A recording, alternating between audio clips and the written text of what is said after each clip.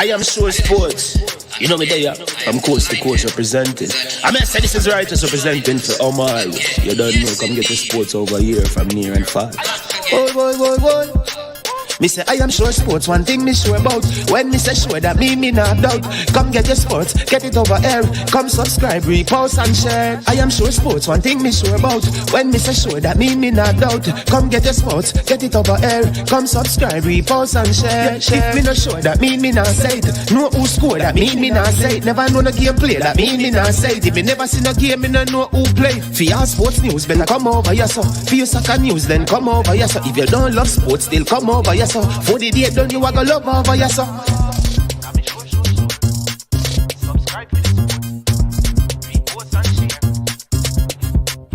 So when it comes on to behavior concerning football, Jamaica is decent. I am sure that if we can get all of these things done, set in place by the end of April, it gives us enough time before the World Cup campaign. Not afraid of no Brazil, no Argentina with these crapper players. We are good enough. Remember to like, subscribe, share. Listen, comment. Let me know what your thoughts are.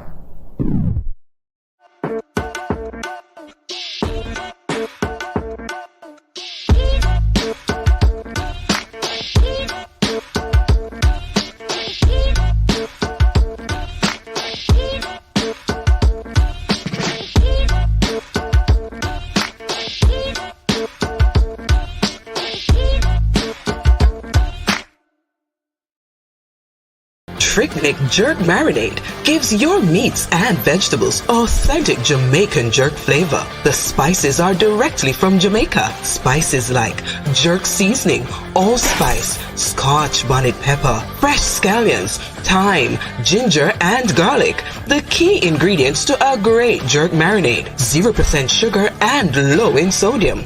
You want to try it? Made up of 18 Jamaican herbs and spices, add delicious, bold flavor to your next grilling experience. Flavoring sauce, a marinade, basting, condiment, or topping. Trick Nick Jerk Barbecue Sauce. That one here is a Moscow. Ali Cup 2024 Invitational Football Tournament. That one is loud enough. August 15 to the 17th, right over Excelsior. That one here is a big day, you know. 20 football team, 10 Da Costa team, and 10 Manning Cup team. So you know it's a murder. August 15, all Da Costa Cup team a play. You see the 16, Manning Cup team a play. But you see the 17, big quarter-final, semi-final, and final. So everybody knows that the Ali Cup is not a Folly Cup. So make sure you come out. People, remember the raffle. So get your raffle ticket now, cause upon the final day, the drawing I go on. Belly Rang says so.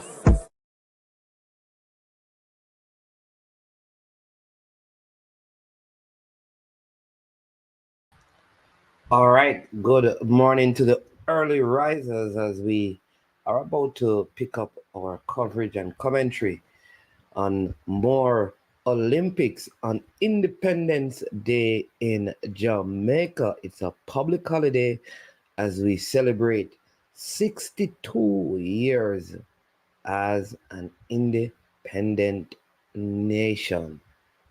That is awesome. So happy Independence, Jamaica. All right, happy independence. So if you're in the diaspora and you didn't remember, now you know. We are independent, and like our national anthem says, Eternal Father, bless our land. Guide us with thy mighty hand. Indeed, we are in times when we need the Almighty Father to bless our land. Indeed, we are in times when we need him to guide our hand.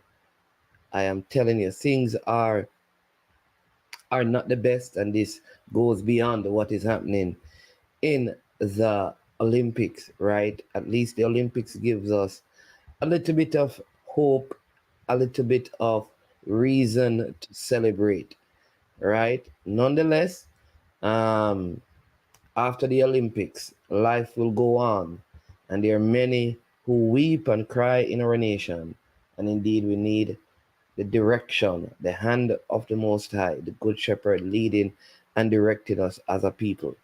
And so I take this opportunity to speak to the people of Jamaica on Independence Day. While we are independent, let us not forget that we need one another and that we're dependent on each other. And if we destroy one another, then there will be no Jamaica. Without the people, there is no Jamaica. And indeed, out of many, one people. That goes beyond race. It goes beyond class. It goes beyond sexuality. It goes beyond education. It goes beyond riches and wealth. Out of many, one people. We are one. So let us live as one. Let us live as one. All right. I have with me none other than the man himself, Mr. Pioneer, that there's a good beating in store for him today. I suppose, not sure. Having listened back to some tapes, I have some information that I'm going to drop later, refreshing his mind on some of what he said yesterday as to why that there was that very intense, robust, fiery debate with a preacher who is here early in the morning, Andrew Fortis. All of these are present in the chat room or in the comment section. So now all the defenders of Pioneer argument are yet to rise, so maybe we should tackle it in the moment of his vulnerability. But he's here with me this morning, and as we prepare for the 1500 meters, I'm going to have him come on and share his early thoughts. But welcome to everyone in the comment section. Good to be with you this morning on this Independence Day. As usual, hit the like button, subscribe, and share. All right, as you come on, let others know about I Am Sure Sports.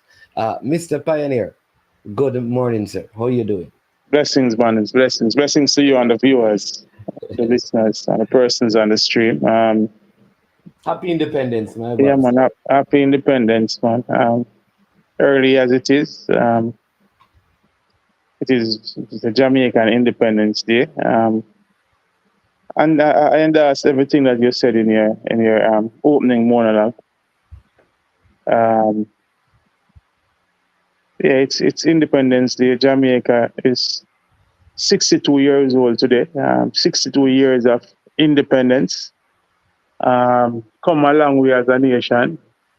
Still have a lot of challenges to deal with.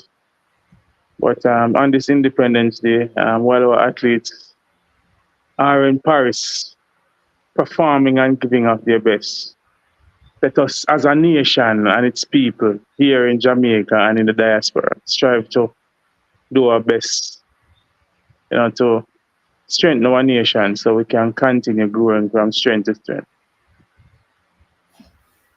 Definitely. I'm telling you, your rivals, I don't know if you want me to use that words, are up early in the comment section. One says, yeah, man. That argument is dead from yesterday morning. I don't know if I want really to get it this morning. I have no problem. I have all the time in the world. But I think that is an argument that should be put to. Meters is about to run off though with Tracey of Jamaica in this first heat. So I suppose we can pick up on preacher's comment after this first heat. We have a lot of time. You mentioned the Swedish athlete as well yesterday. I want you to talk about him. And he had this very infamous pose, I will say, after setting a new and highly improved record in the pole vault. I didn't actually see the post, man. Can you share the post? Which one the post? No, you see. No, man. No. Oh, which one? The one that I sent to you regarding him breaking the word record. Okay. This one is posted on the screen. It said Noah Lyles real rivals before the Olympics. Fred Curley, Bednarik, even Civil, if we want. So to use a rival in the strictest sense of all the contenders of the 100 meters were Noah Lyles rivals. All right. And I want to get. Well, I want really to get that. I think it's a non-argument, man. It's you want the to get person. out to the 1500 scene that they're about to go off, so we can at least tell the people what is going on in it, Not that problem. Not that and problem. then And I was actually. juice and I'm actually watching the diving also with our very own you and Night Wisdom. He hasn't touched the platform just yet, but that was what I was watching. But I'm gonna switch over to yeah, the because in the 1500. let me just give the in this heat we have Sophie O'Sullivan, sorry, of Ireland, Emily McKay of the USA, Laura Muir of Germany, Daniele Bria of Venezuela, Vera Hoffman of Luxembourg, Gudaf Tisgay of Ethiopia, Georgia Griffith of Australia, Alexandra Ploksinska of Poland, Lucia Stafford of Canada, Agueda Marquez of Spain, Agathe is also there, Agathe Gulmoth of France. There's Jamaica, Adela Tracey, and the Japanese athlete Nozoma Tanaka. 1500 women's first heat. It's up, it's running, and it is gone. Tanaka is at the front. The ladies are on the second leg. They're approaching the curve.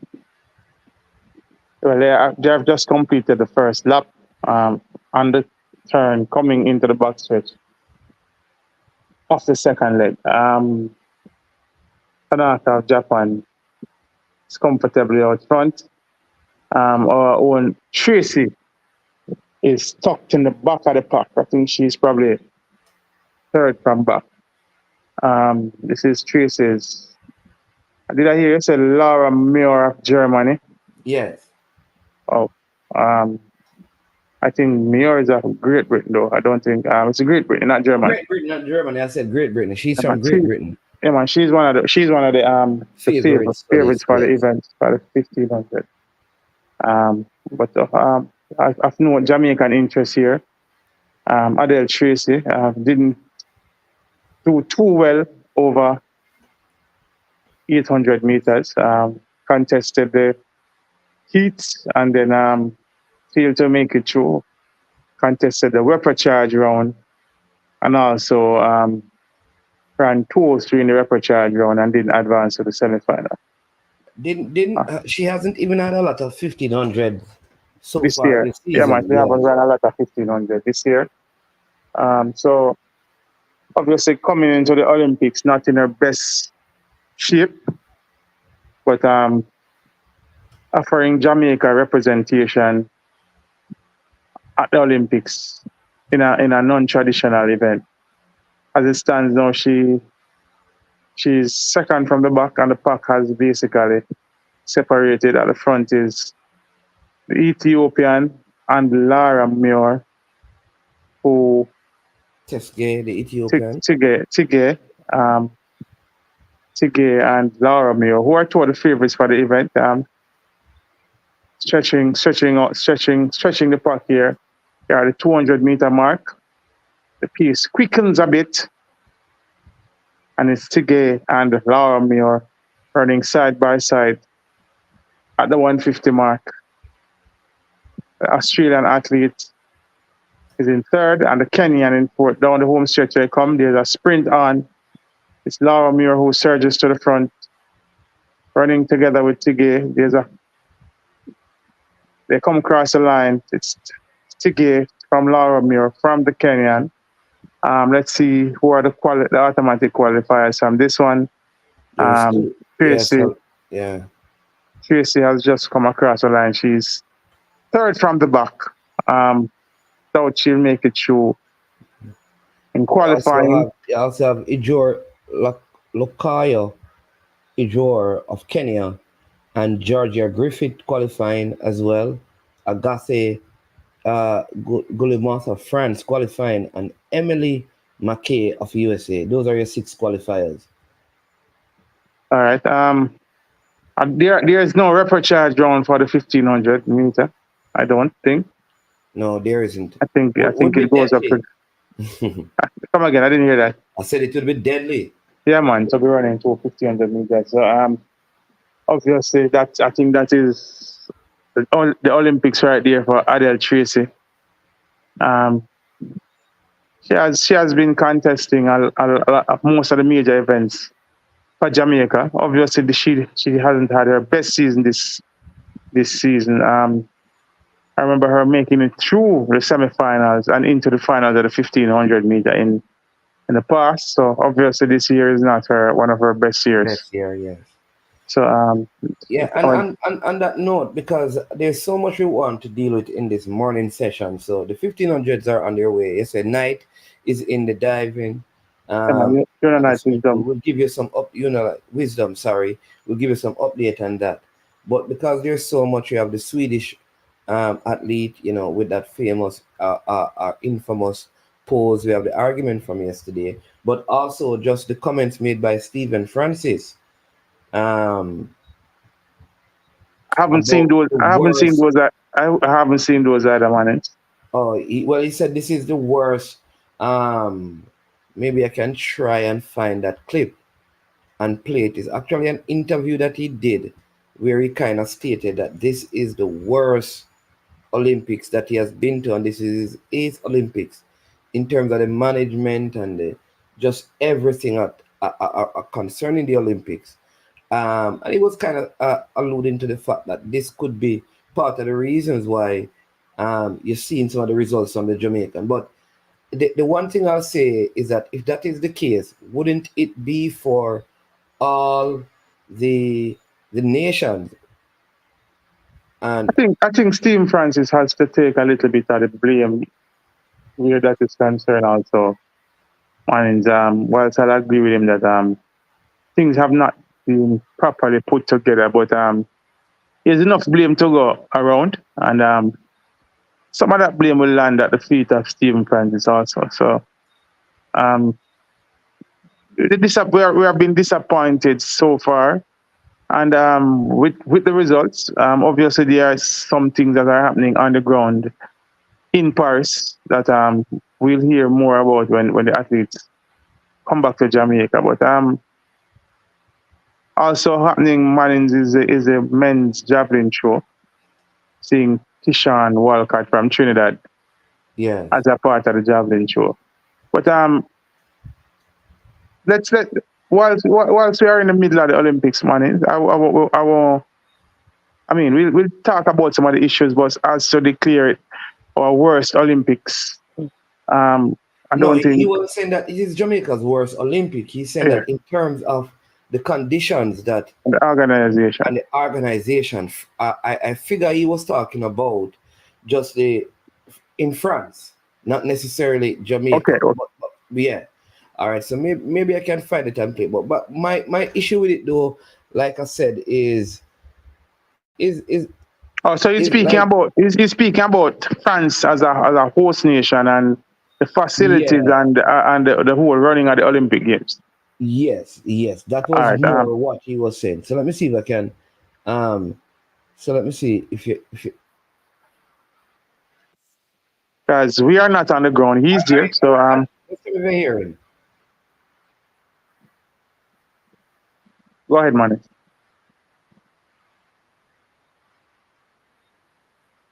I'm not. I don't know if you're playing a clip, but I'm not hearing. So. All right, so I'm going to hold on, people. Let me see. By the way, make sure there are no copyright infringements on this stuff.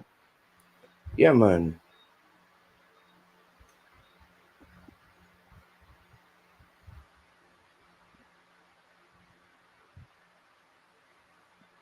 Yeah, but to continue talking about it, man. As I say, he's on the ground. So the vibe in this Olympic in terms of we didn't even I have not mentioned the whole opening ceremony vibe from where I've been doing the broadcast, man.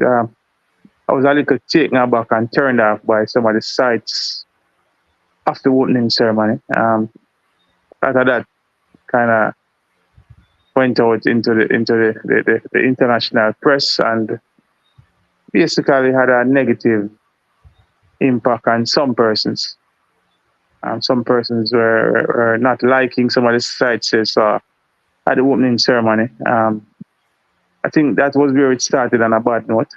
As a matter of fact, to be honest, I have a couple of friends of mine persons with strong Christian background, who have told me that they will refuse to watch this Olympics because of some of the sites that they saw at the opening ceremony. Let me hear if you're hearing this now, Pioneer. Big coach. Yeah, man, hearing. Yeah. After 100 meters, tell us what's your thoughts on that and the photo finish. Well, the photo finish was clear. Noel won. He's a very good athlete who you can't allow yourself to get down to his level. And I think that's what happened to Kishane today. But I think Kishane performed very, very well, given the fact that, as I said, he had been having hamstring issues after the semifinals. Sean had to work on him a lot, and I think it was very creditable and courageous of him to run the way he did, given all of that. But I think he was disappointed in his start, and I certainly was as well. Running 9:79, as I know, you know, the expectations is that he would have been the Olympic champion. But it didn't happen tonight. But Kishane, I think, based on his experience, you would say that he did well.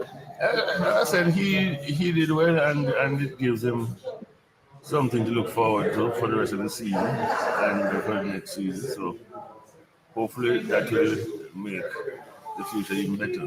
An Olympic silver medal is no joke. So, do you think that the hold up at the start affected the athletes in any way?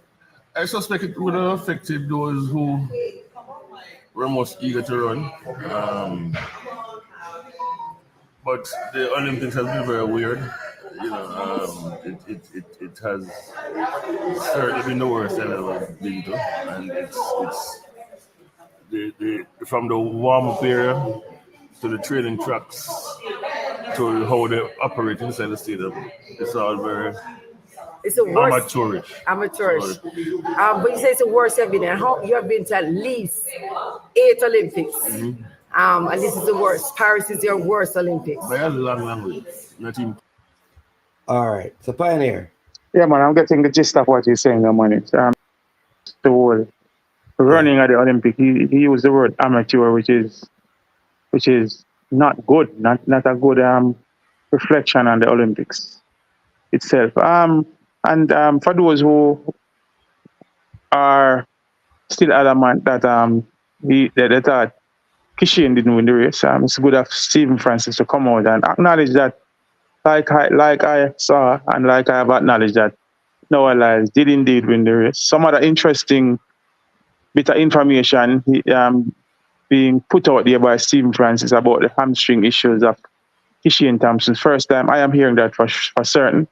I very much also agree with him, and that is why I have so much respect for Stephen Francis. I mean, there is, as I said, we'll get to the Sharika Jackson thing after the Olympic Games, and I think he has some amount of answering to do there. But on this particular matter, which he just spoke about, and I don't even remember me during the live broadcast at the 100-meter man's commenting about the long wait at the beginning of the 100 meters, and he said it's thing. I think it would affect those who were most eager to run.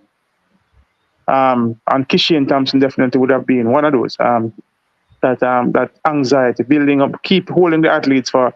I think I commented that the time was probably about an extra 3 minutes behind the blocks, waiting for the start of the 100 meter. I think that would have had, and this is not excuses, people. That would have had obviously had some impact on some of the athletes for sure. So, good of Stephen Francis to continue straight shooting as usual. And as I said, he's there on the ground. So and he's a man with a vast experience. As he said, he has been to 8 Olympic Games, and if he thinks that this is the worst he has been to, and he actually said by far, which is even a further indictment on the organizers.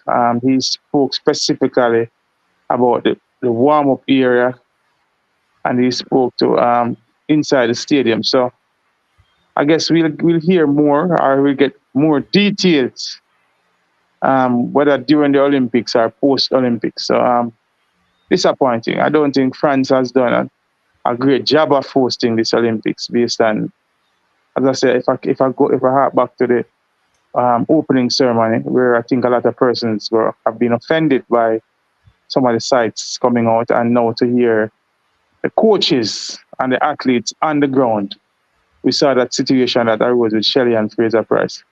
Still, I've seen a lot of persons reacting to that in a negative way, negative towards the organizers, based on the fact that a rule was changed mid-Olympic, during the games, overnight, basically, without informing the athletes or the administrators, so affecting the warm-up of 2 of the major athletes in the Olympic Games. So that is, for me, an indictment. Managers are seeing the end of the second heat here. Will bring the results. I think this is well TJ of Ethiopia, from Bell from Great Britain. But as the qualifiers come up, we'll tell you the automatic qualifiers from this one. Manins. But back to what Stephen Francis said. The Ethiopian qualifying from Ethiopia, then Bell from Great Britain, USA Nikki Hiltz also qualifying, Kipiegan of Kenya as well. The Polish athlete also qualifying, Liza Koska, and Ramsden of New Zealand. Personal best done by the Polish athlete to qualify in 5th position. So that's Heat 2 of the women's 1500 meters round 1. Heat 3 will come up on screen next. Go ahead. I've noted this Manins Faith Kipiegan back after winning the silver medal in the 5,000 meter yesterday. And she had lost her silver medal at one point yesterday. She lost? Yeah, meaning that they are taking it from her because of some protests, and it was given back to her. I wasn't aware of those things, manager. Yeah, obviously lots of happenings overnight that I was unaware of. So but I've noticed, third place athlete, forgot her the name of the athlete. Oh my God, because there were 2 Kenyans and the Ethiopian. Yes, but right. Uh-huh. And so there was a protest, and they had given it was Sifan Hassan who got the bronze medal. It was Sifan Hassan who got the bronze. Yeah. So Hassan protested. They changed it to silver for Hassan, but then the Ethiopians protested. Then the Kenyans protested, and the medal was given. Second place was given back to Faith Kipiegan. Okay. Yes. Yeah. So she's back this morning after her exploits last night, and by last night I mean last night in Paris. 1500 meters is her better event. She's actually the world record holder, so I'm sure she'll be carrying that favorite tag in this event. But back to what we were talking about, man, is the organization, or the lack of organization in France. As I said, Stephen Francis is an experienced coach, being on the ground. I'm sure this is not him speaking out of the disappointment of not of his athletes not doing that well. I heard sincerity in his voice as to accepting and acknowledging that Kishane Thompson was indeed defeated by Noah Lyles. And he spoke about Kishane, the issues Kishane faced, the hamstring issues, which, as I stated, I was hearing off for the first time. And then he spoke to, going forward, I have been suggesting that Kishane, I'm sure Kishane is looking forward to the rest of the season. We'll be running on the circuit, and obviously he has now earned himself a lot of money in what is developing as one of the what will develop as one of the great rivalries in the in track and field right now. So interesting moments, and as I said, I'm sure we'll hear more about that. But All right, to Monday Duplantis, Manins, before we get to that, listen. Welcome to all the persons on the stream again. Good morning to you. Happy Independence. Please, again, we implore you to hit the like button, right? As soon as you come on, hit the like button, because that helps with the algorithms on the channel, and people know that we are on, and they too will start watching. All right. If you have not yet subscribed, also subscribe. Lots of comments coming in so far. We have one here from Positive Lifestyle. Welcome, Positive Lifestyle. And her, because I see a female picture, says, is there, very good question, is there a competition rule as to how long the wait before a race should be? All right. There's something I want to say on this, Pioneer, and then you can answer as it relates to the rule. And let me just say this. I don't believe that there is a rule in terms of the wait time, and there's no rule in terms of from on your mark to set and from set to go. I think there should be a minimum time and a maximum time that is established, especially for global meets, and it should be consistent.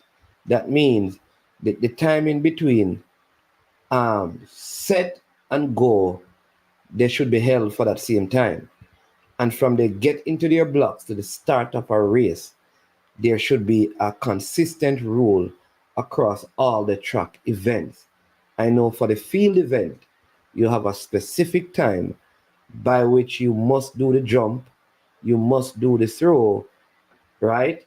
You must do the vault, you must do the put, or you must do the discus. That's what I know. All right. So Pioneer, what say you on the matter? What are your thoughts? Again, man, like you, I'm not aware of any time, a specific timeline. But I think it has been accepted standard that there shouldn't be a delay. And mind you, man, we could be dealing with different dynamics. There could be something happening that might delay the start of an event. However, I don't think it is. I don't think it's the best practice to have the athletes being held behind the starting block for a prolonged period of time. No, and there are many factors, many reasons for this. The athletes would have been warmed up. You wouldn't want them to be standing behind the blocks getting cold, which could lead to injuries for sure. And then, as Steve Francis spoke to you, it's added anxiety, especially in a big, well-anticipated final. So, I think for the sake of good competition, there has always been an acceptable timeline, which the athletes get into the get behind their blocks. They are introduced, and then they are called to their blocks. As to the time, as to the point you're making, man, is about the time between set go. I don't think that should be something that is mechanically put on a clock. I don't think we should be saying, all right, listen, we need to have exactly 2 seconds or 3 seconds. I think that is the starter should be allowed some level of discretion where that is concerned. We have seen starters who are within a certain time. In other words, within a certain time, of course. I'm saying that there between it should not be less than a second, but it can't go over 10 seconds. Like something maybe that range is maybe I can agree with that, man. So you could say we could probably put a timeline between 1 and 2 seconds, 1 and 2 seconds. Animal get set. So maybe between 1 and 2.5 seconds. We have seen starters who have held athletes in the blocks. Which leads to false start. Definitely, we has the possibility of leading to false starts, which or faulty starts. there you go. So and that is not a desirable situation in by any means necessary. So I agree with you, but as far as I am aware, there is no timeline. But as Stephen, as the journalist asked Stephen Francis, and he answered, I think that hold up at the start was less than a desirable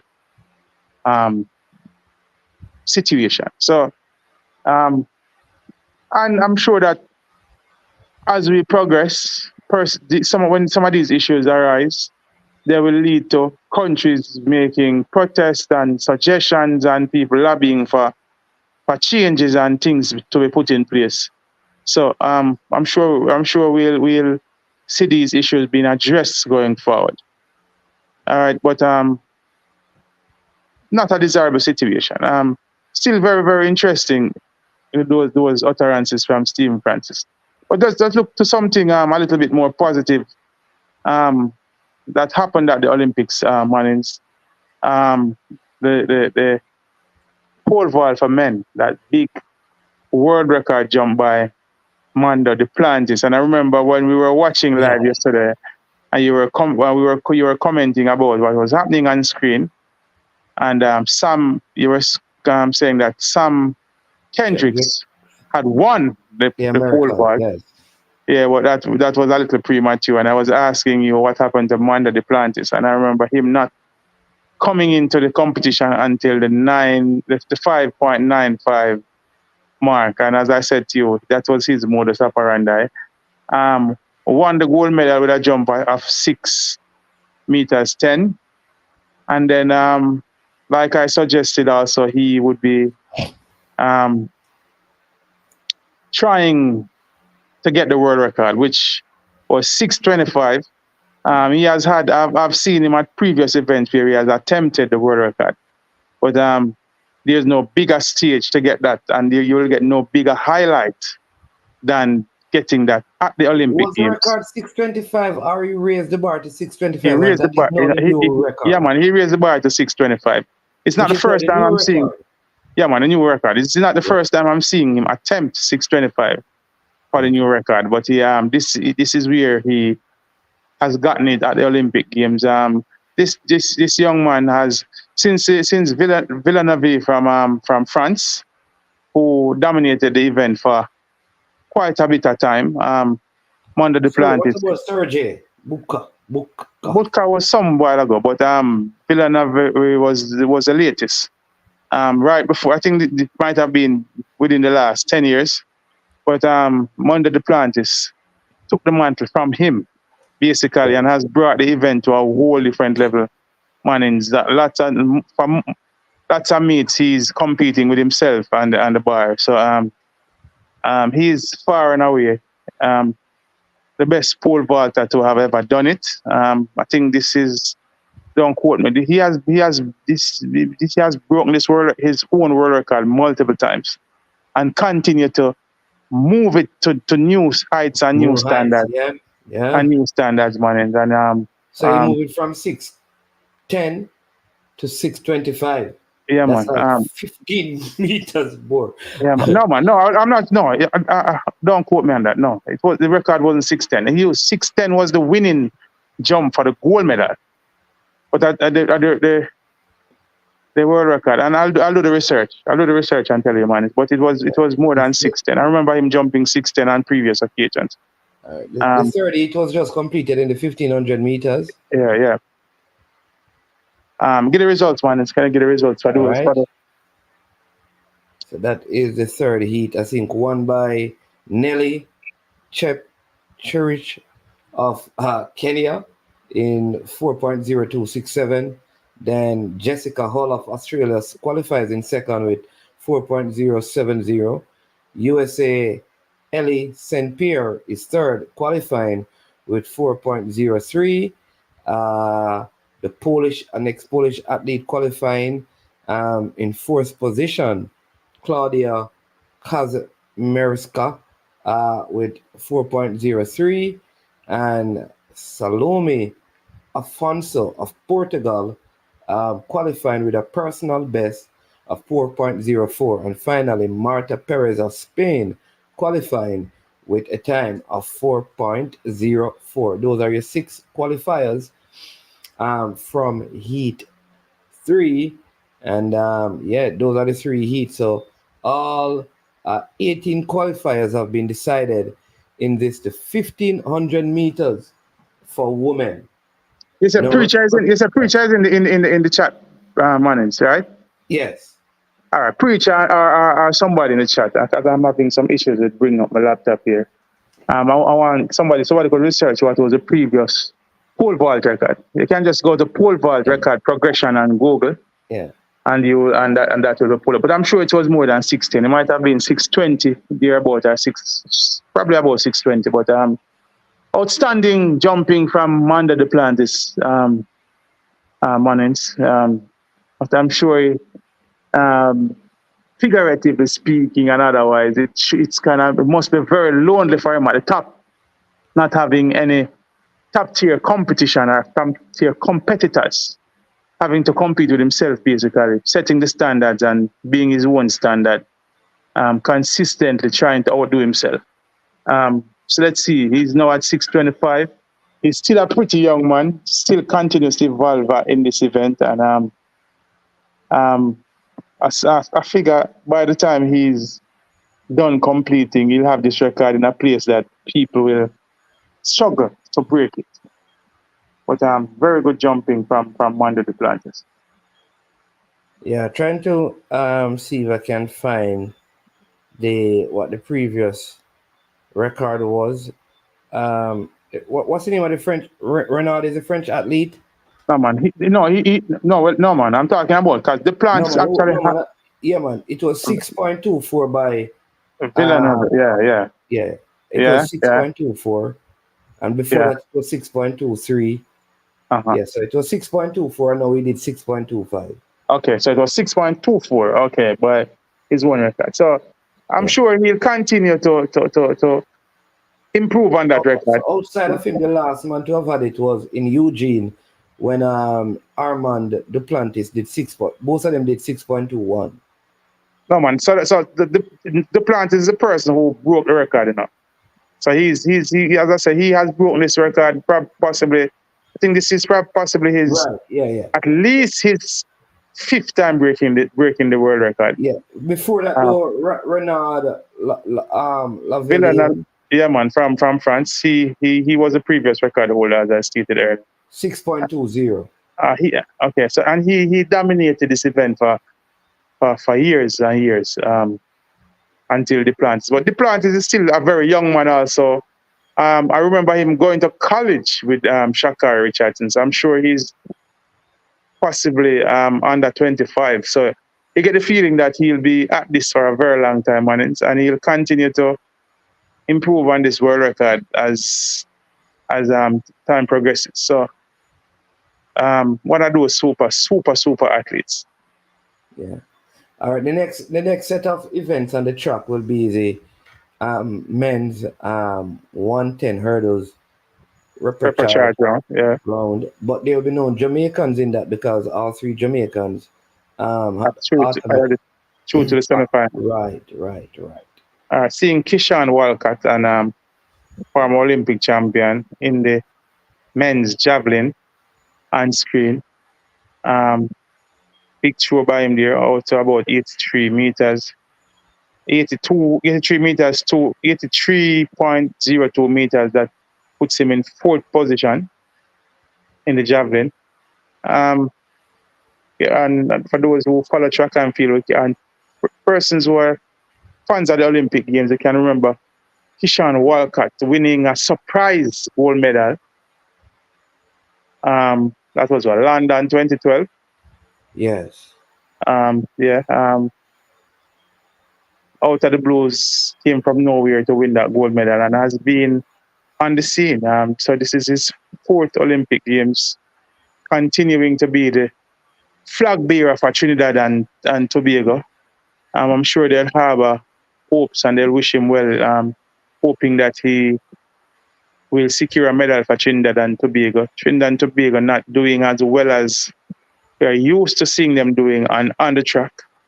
not seeing any of their athletes in some of the more traditional sprinting events in which they normally feature. So I'm sure they'll be wanting something here from Kishane Walcott. Yeah. All right. What I'm going to do as well, I'm going to put up the field for the first heat in the 110 hurdles. We see an American there who didn't make it. So when that starts, we'll have the names. Okay. Yeah. On screen. And one of the things I'm glad is that Stephen Francis, even in what he said, he did say that Noah is a good athlete, and like I think you have said this to that, Jamaica need to let it go, because and that's what I'm saying to you. Where you and I don't disagree that is that people, because of his relationship, are making an issue of the athlete, and I think it's two separate things. You have to respect a man professional ability, whether you like them or not. At this time, he is the man. What is undeniable to man is what nobody can deny is what this man brings to track and field by his presence, by his showmanship. Sports is a showman, and every sportsman or woman who puts on a show, especially one who backs it up in their performances, is a plus and a big asset to their sport. That is undeniable. So I wish Noah all the best going forward. I would implore him to continue to do what he's doing in terms of his showmanship, in terms of his speaking out on issues, in terms of bringing eyes to track and field, and in terms of being an advocate for his sport. I'm sure he has helped to raise the profile of track and field in the United States. Something that, I can go back to the days of Carl. Because a person like Justin Gatlin, who was not Tyson Gay, that I think a lot of Jamaica like, never spoke a lot. No man, and that is that. And Tyson Gay, I'm sure that he definitely will not get the kind of adoration and attention in his country that Noah Lyles is getting. All right, I can't remember ever seeing Tyson Gay on any of the major networks doing an interview, at any of the morning shows, on any of the night shows. And he at one time he was double world champion.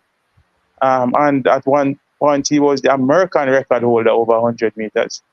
But yet, I guess because of his low-key personality. You know that the personality of Tyson Gay, to me, I feel like Kishane is kind of that type of personality as well. That he's not going to be the one, And I disagree. I think Tyson Gay was really. I think Kishane will find himself as time progresses, man. He might not be as vocal as Noah Lyles, but I think he has somewhat of a bubbly kind of personality, and I'm sure he'll find himself, because with success, he'll become a little bit more visible on the world stage. And his personality will come through at that time. Tyson Gay, on the other hand, was. Because if you go back to the national trials that he won, he ran right out of the stadium. Man, and that was to acknowledge his coach. But then he gave what I consider to be a great interview, or some great interviews, after the trial, immediately after the trials, to journalists. And then even in the week following the trial, he gave a couple of interviews. I remember one with Wayne Walker. Which he was quite outspoken, and he was quite eloquent in his interviews, and that was a riveting interview that he did with Wayne Walker. So, whilst he's not as big a personality as Noah Lyles, I think he'll find himself and come into his own as he continues, as his career develops a little more, and he continues to progress and continue to find success. So, but what Noah is doing for the sport, is unquestionable. You could argue that he's now the male face at track and field. In as much as the same way that some would argue that Shaka Richardson has become the female face of track and field. It helps Mannings that they are American athletes, and as we know, the American media and the American,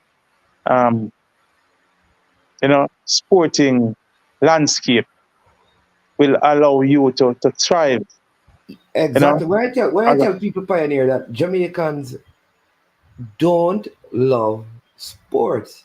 Very few Jamaicans are passionate about sports. Like I guarantee you that a couple of weeks after the Olympics, unless there's a Diamond League meet, there's nothing on most of our major networks about Kishane. Like he's Kishane going Thompson. to Kishane. I mean, you will check the platforms in America. It's like there's going to be a major marketing and money making thing around all of this on his end. And man. No, I will be cleaning up in the media, man. After this, you will see, man, most of the mornings in the major morning time shows, and he'll definitely be doing the rounds and the nighttime shows inside and outside of America. There's also a vibrant media show market in Great Britain. I'm sure you'll be seeing him in places like Britain and Australia, similar to what Usain Bolt did after some of his successful Olympic exploits. So, and Noah has that sort of a personality. I think he loves the spotlight. I think he loves the media. He loves the camera. So, and him being out there speaking out will definitely do something for track and field. And I'm sure that persons who otherwise aren't hardcore track and field fans will be checking in on races in the Diamond League and looking at what is happening in terms of the competition and the rivalry with Kishane and Noah. I'm sure that is one of the questions, because of the closest of the race. That is one of the questions that will be asked of him when he goes on these interviews, and I'm sure that it will be let me say generating great interest from the general public. You need to address as a preacher saying Jamaicans who don't like Noah don't like him because he talks a lot, which probably is a part of the issue. But let me say this as well. I need to talk to Shannon Sharp, right? All right. Shannon Sharp came up with this whole thing about how the Americans are going to, especially on the female side, he was talking, right? Because it was specifically as it relates to Sha'Carri Richardson going up against Sharika and Shelly. Sharika didn't run in the 100 and Shelly didn't. And Sha'Carri didn't win. And he still comes back and act like he has one up. He has no one up on anyone, because the 100 meters woman was not won by an American. If anything, Jamaica supposed to celebrate, because she mentioned it in her interview that she trained in Jamaica for 3 years in preparation. All right? Yeah, man, but all right. I don't know if you watch Nightcap, man, because it's one of the platforms that I watch. Let me go a little further and say this. Shannon Sharp. On the men's side, we were not by the Americans. Jamaica, who came first? Noah. What time did he do? Who came second? What time did he do? Yeah, but the fact that they won 2 medals, man, I think the Americans will walk away from this happier.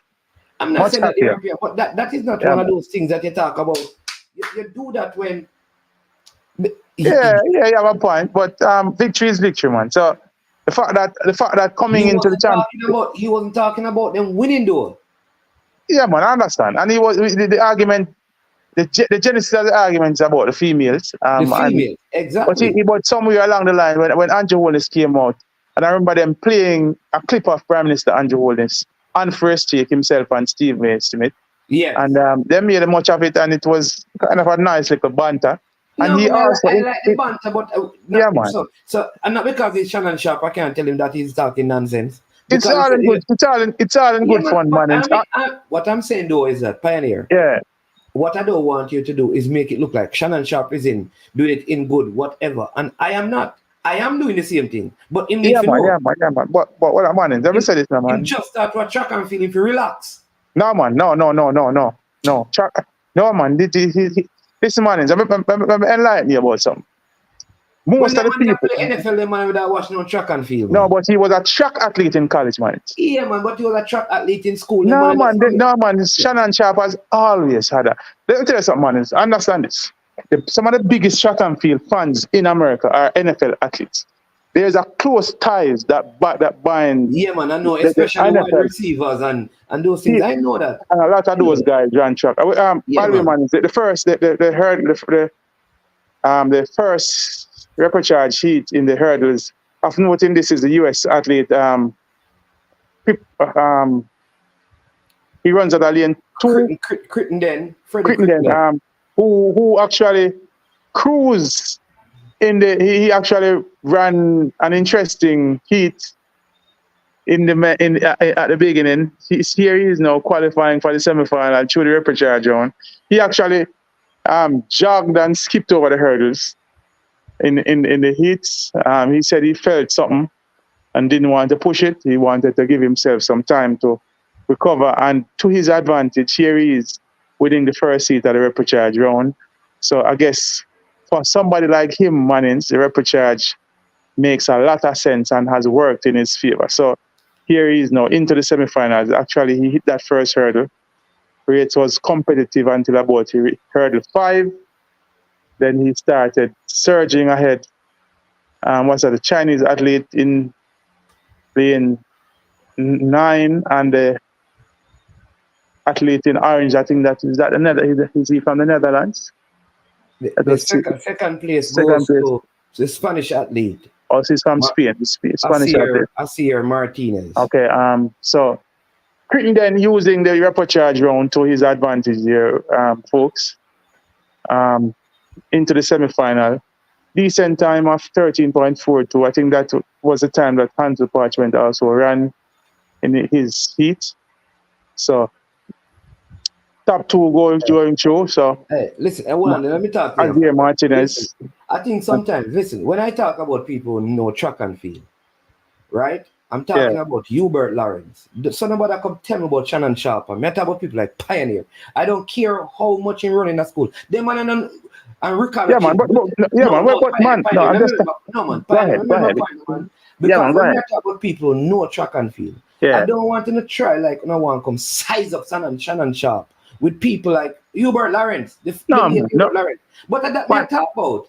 Yeah, man, but there are very few people in the world, man. Come on, I'm talking about having an interest, because I've heard him. All right, you know what's of note, man. Let me tell you this. I heard him talking to Justin Gatlin, you know, and Shannon Sharp is a man probably in his 50s, so he has been following track and field. I watched him in an interview with Justin Gatlin, in which he was informing Justin Gatlin about track and field back in the 80s, and he was even telling him about Americans. Hold on. You saw that through by the Kenyan? Yeah, man.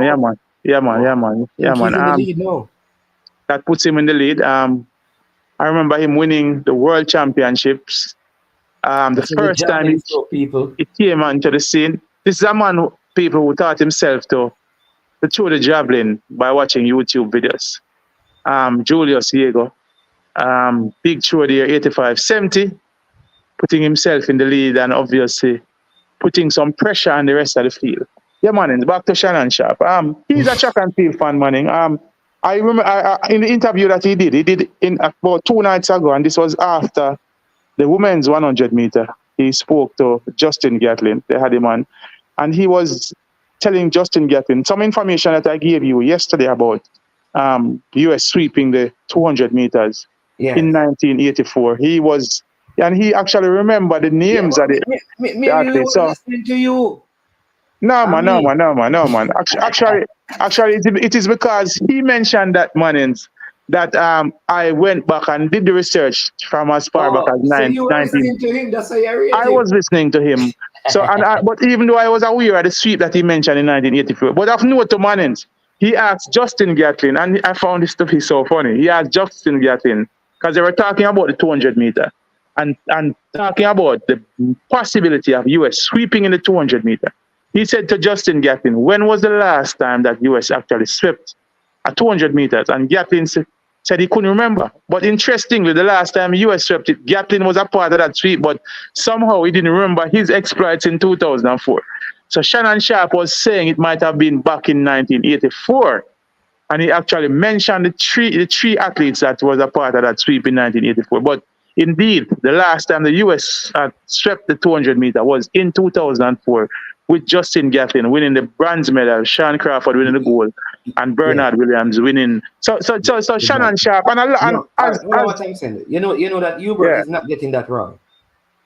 Yeah, man, Hubert Lawrence is a whole encyclopedia by himself, man. Listen, man, Hubert Lawrence is a one of one. So let's not even put anybody. I wouldn't even put myself as a ardent track and field fan and as a person who pride myself on having a lot of information in track and field. I wouldn't put myself in a category with Hubert Lawrence. He's a one of one. Following closely behind him, but at a reasonable distance would be Bruce James. And by the way, RIP to Hubert Lawrence. Great servant of the sport. But the point I was trying to make, man, is that one to the new man on the block, Ricardo Chambers. Yeah, man. Ricardo Chambers is making his way, you know. But respect Shannon Sharp still, because I think Shannon Sharp really loves Jamaica. Yeah, man, and he loves track and field also. Yeah, and the thing that he's doing is part of building brand Jamaica. So you know what I'm looking for? You know what I'm really looking forward to, man? I'm looking forward to the banter continuing between himself and Andrew Holness after the Olympics. And in a way, Andrew Holness will have a small one-upmanship on him, especially considering that Julian Alfred went to his alma mater, St. Catherine High School, you know. So I'm sure that Andrew Holness will inform him of that listen, Julian Alfred went to my old high school, so you're chatting about Shakari, the Jamaicans, you know?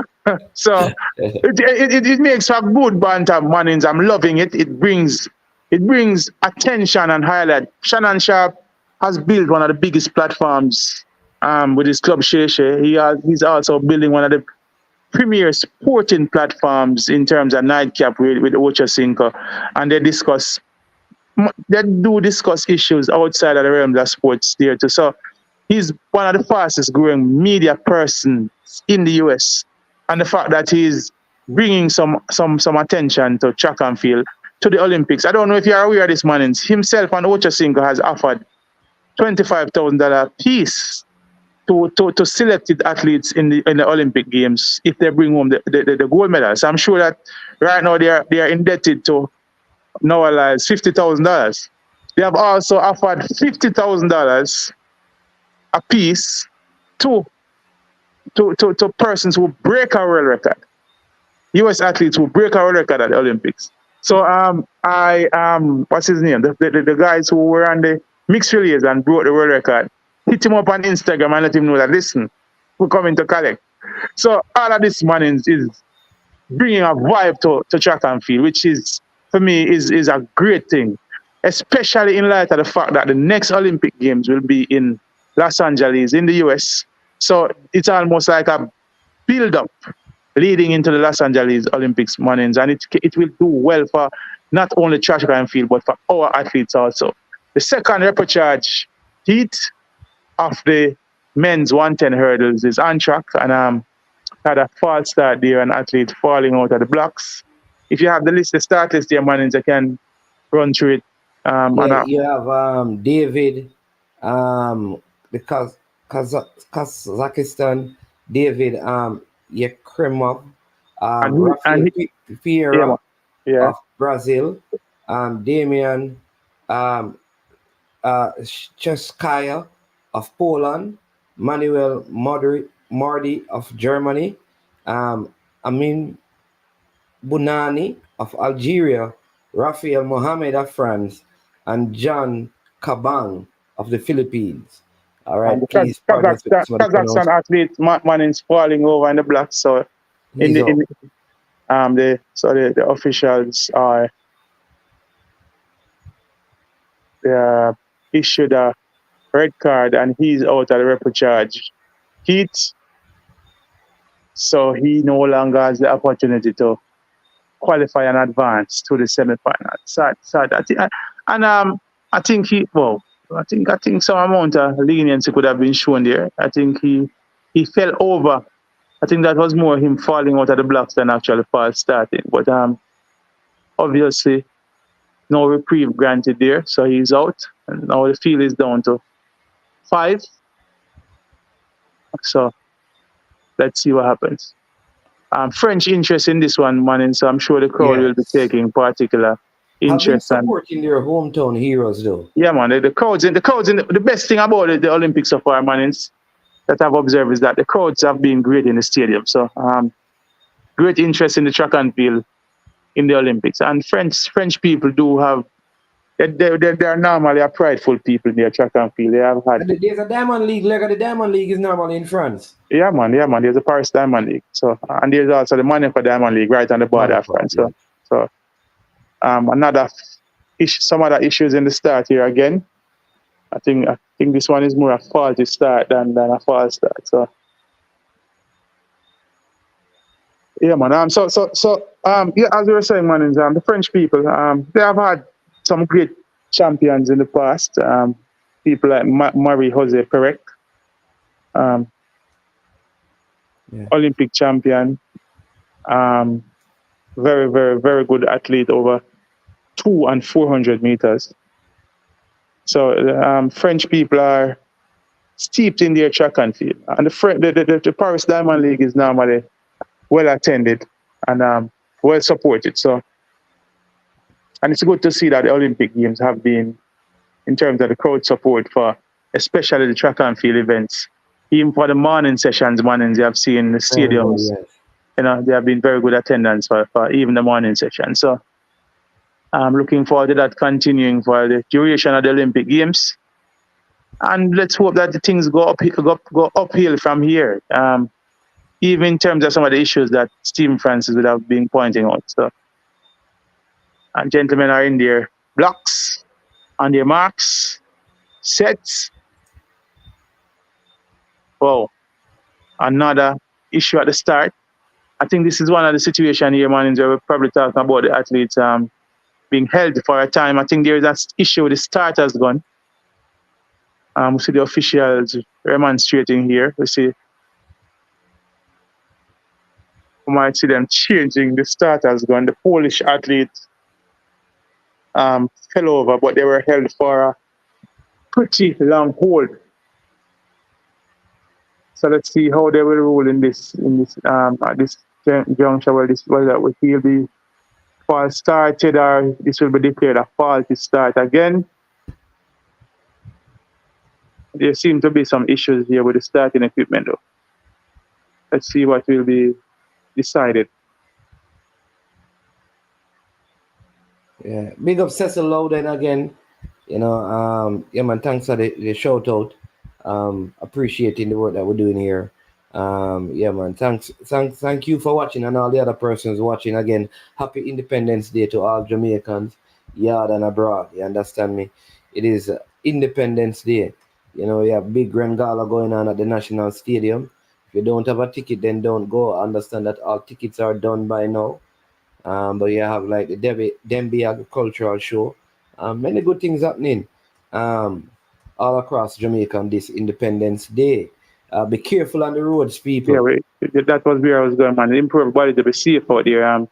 Seen some terrible accidents happening, especially on the North Coast over the holiday period. So we improve everybody at home and abroad to be safe when you get out. Gentlemen are in their set position. They're off. The Brazilian on the inside making most of the running early. He's joined by the German. They come to the line, a blanket finish, 4 men across the line. 13.52 is the winning time. Let's see who. We see the German celebrating as if he thinks he has gotten victory, but I saw 4 across the line there, including the French athlete and the Brazilian and the German. So let's see who will be awarded the win. Competitive race here, man. Not the most impressive time, but very competitive race. Yeah, this is what you call a blanket finish. Yeah, man. 4 men across the line. I'm sure it's the. I don't envy the persons who will be figuring out the sport of Yeah, in the sport of they're finish trying to room. decide because normally even on my thing it comes up like right after the race, but I seems Yeah, like man. they're having a Uh, thi- struggle. They're using the this is camera to gonna take determine. some time to sort out, man. So I'm sure that any one of these 4 men, the Algeria and the You look French, at the German, Algerian, Brazil. look like um yeah, that is going to be close. Yeah, that this is gonna Very take competitive. a little bit of time to figure out. Why I feel like the French athlete is going to get it like home crowd advantage. Let's see. Or the Brazilian, Rafael Pereira. Has gotten in. Yes. Oh,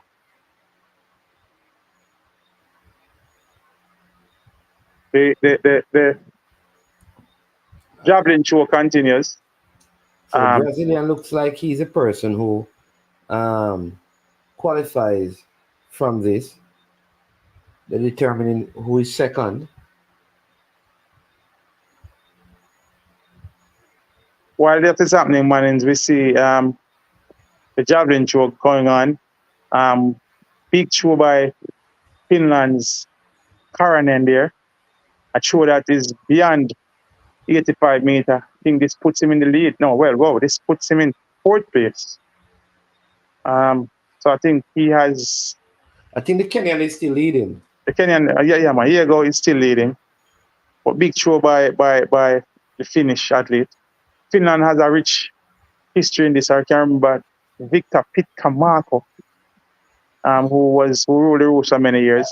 I told you. Julian Weber leads from Diego. I told you that they were going to give the French athlete the edge. The first, second, and third got the same time: 13.54, 13.54, 13.54. The French athlete qualifies as a second automatic qualifier. I feel like that is home crowd advantage. So the Brazilian gets first and the French athlete gets second. There are your two qualifiers from Heat 2 of the men's 110 repechage. The Algerian ends up getting third position. And the final heat will be coming up shortly.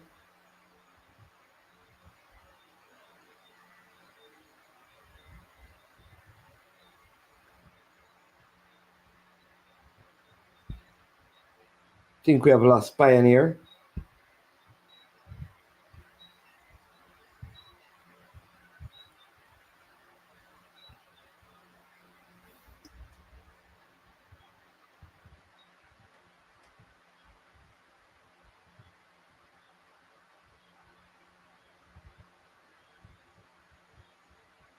I think we have lost Pioneer for a minute.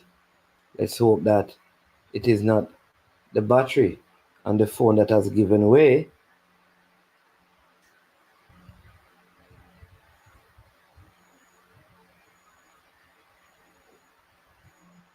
So the French athlete clutching the air right there as he realizes that he has qualified. And the third heat is about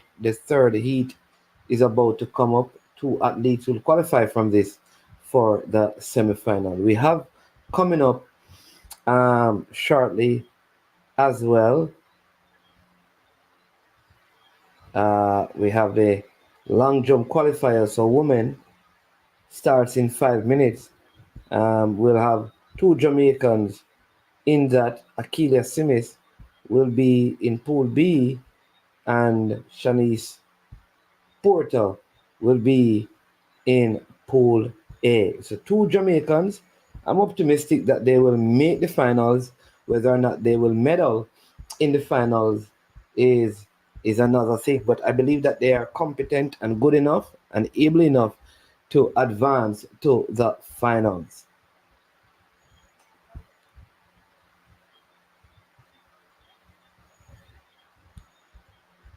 on track is the third heat. Let me tell you who.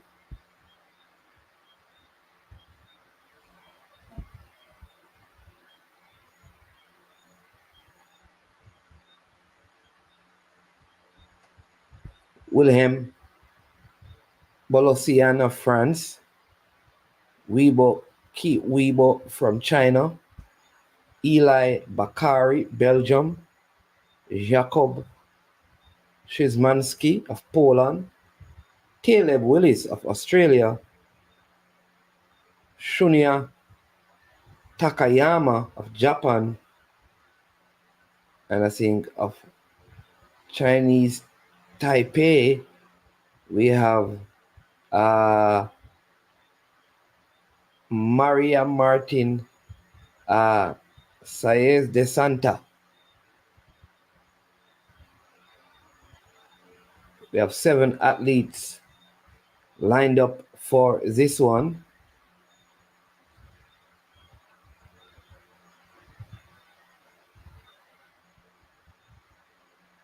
So it looked like we have lost Pioneer. It should be back shortly. Maybe lost the power on the battery power.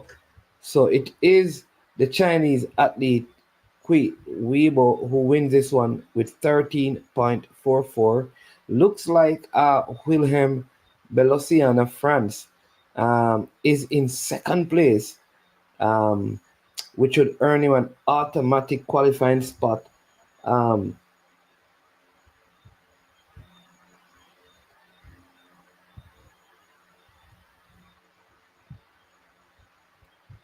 Here you go. Again, blanket finish. It's clear that the Chinese athlete has taken this one. Again, you feel like if it is close, there you go.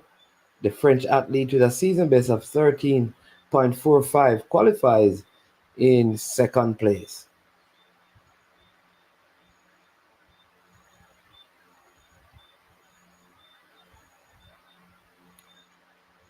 So what we'll do is we're going to now go to the next event that will have Jamaican representation in this morning session, which is the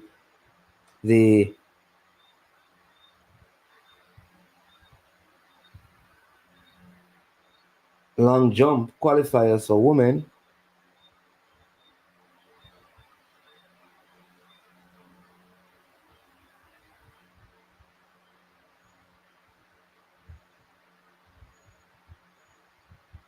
This is Pool A,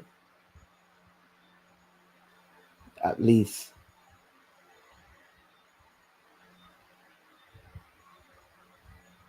Porter will have to do really, really well, surpassing her season best, I believe, to advance from this.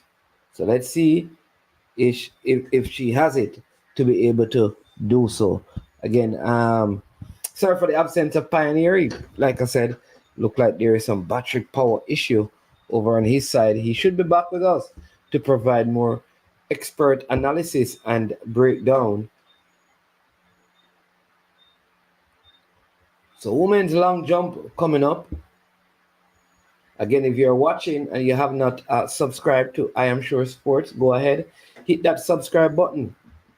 Definitely would appreciate that. And if you have not yet liked the video, I know some of you are watching, you have not yet liked the video, go ahead and hit the like button, right? That is one way you can support the platform, all right?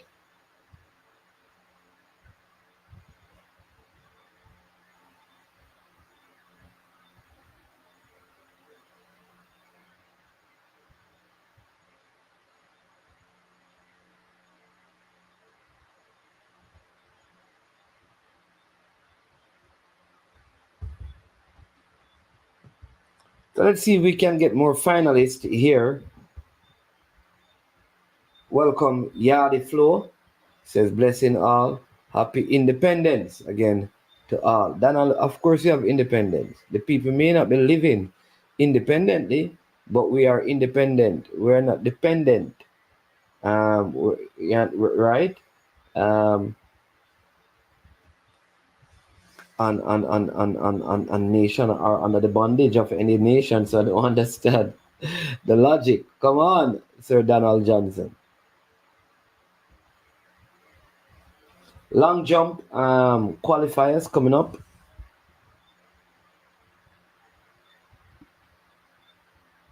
See young Akeelia Smith. Think she would have to hit her PB to advance.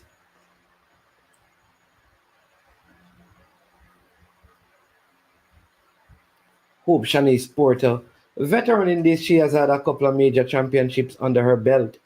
So I'm hoping that she can come good again for Jamaica. Getting to the finals sometimes, just representation in the finals of these events is a good stepping stone, as we are traditionally known for what our exploits on the track. So it is good when we can have athletes in the field events coming through and doing well. Let me give you an update on the pole vault that is going on right now in the pole vault, and this is, well, not the pole vault, sorry, the javelin throw qualifiers. Pool A completed. So Walcott of Trinidad not making it, Webb of Germany qualifying, Yigo of Kenya, Vadlegic of Chechnya qualifying, and Karonen of Finland. Those are the first qualifiers from Pool A or Group A, and Group B will come up shortly, where the next 4 qualifiers will come up as well.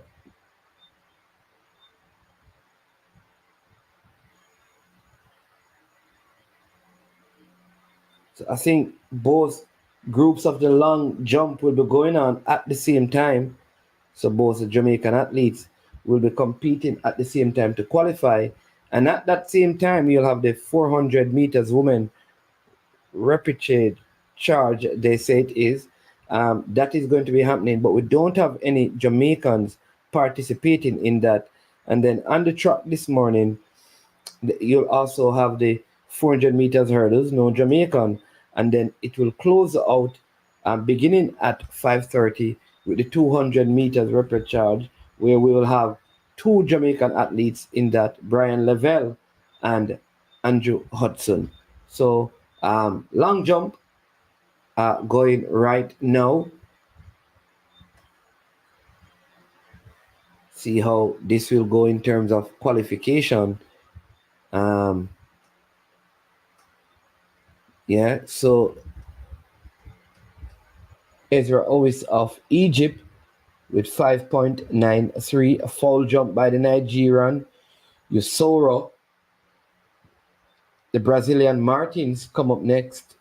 She will be next on the board, as Yusoro of Nigeria foul at her first attempt, seeking to qualify for the finals.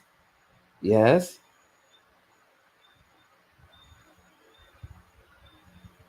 Again in the long jump, the Brazilian, 6.36. Her first attempt. Agate de Sousa of Portugal will be coming up next. And this is women's long jump qualification.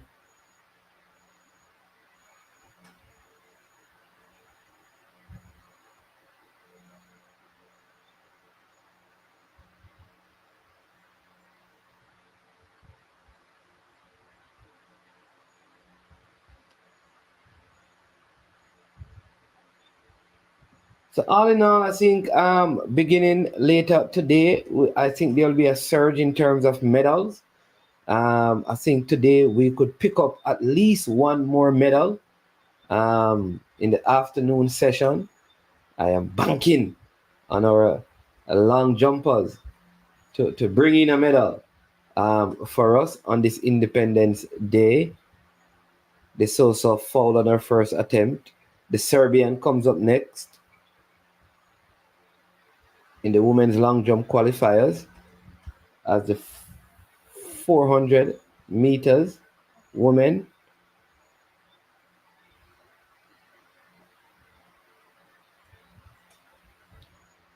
All right, big up Fitzroy. Happy Independence to you as well, man. Hope you have a wonderful day.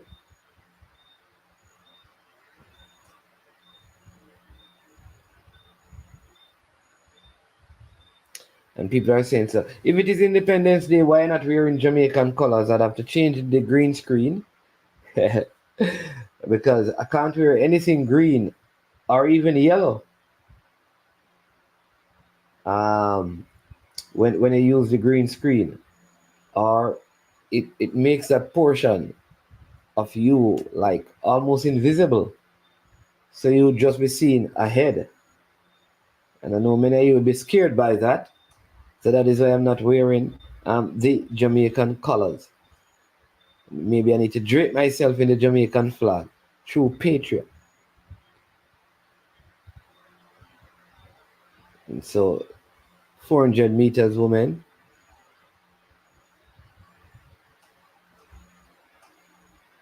Repechage, let me give you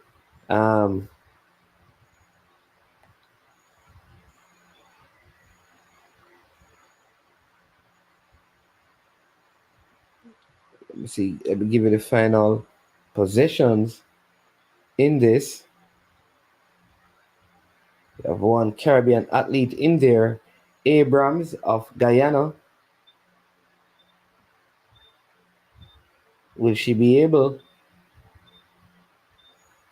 to squeeze herself in? Don't think she will, because it is won by unknown Juwewo of Nigeria, with the Polish athlete finishing in second. So 50.59 for the Nigerian, who qualifies for the semifinals of the women's 400 meters, having won this.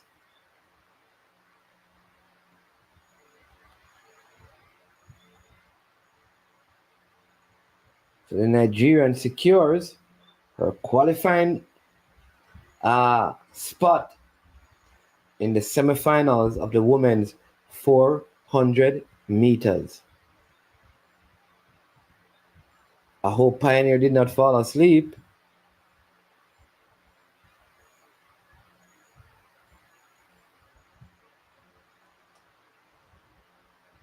So lots to navigate both on the field, in the field, and on the track, as the Italian Pacino about to take the runway.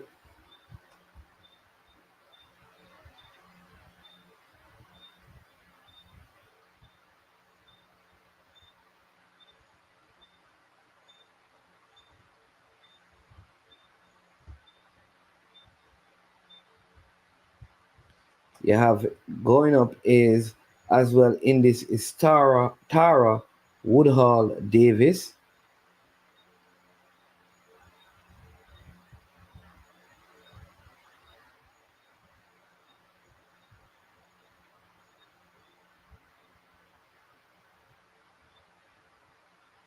So what we have the actual long jump. Both groups are going from two different areas, right? At the same time. So that's a bit difficult to navigate. Porter has not gone yet, nor has Keela Smith. Here is, many of you will know this athlete. She's from France. Daime. The Spanish athlete, sorry. Fatima Daime of Spain.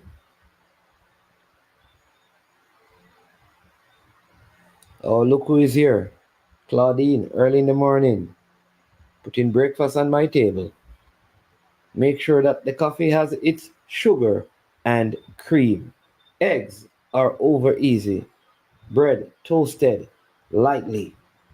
Welcome, welcome, Claudine. As we prepare for Heat 2, listed in it is Shanae Miller, Igbo, I doubt she'll be able to go because she pulled up yesterday in her heats. So I doubt she'll be able to go in this one. Again, happy Independence. If you're watching, please remember to hit the like button. Subscribe if you're not a subscriber to the channel. And please don't be afraid to share the content with others. So just giving you an update, Woodall of the USA, I think she's leading with a leap of 6.64. She has the best jump so far.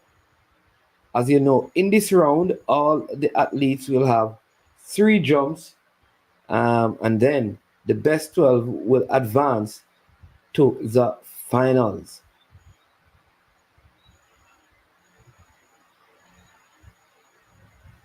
Bessa Documentary, blessings to you, man. Welcome to the show. Hope all is well. Happy Independence to you, my brother.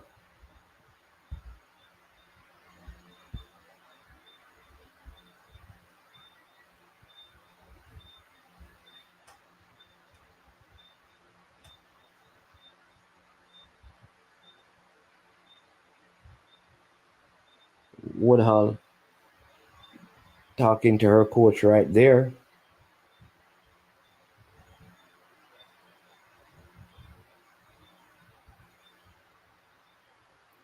So we have Heat 2 coming up.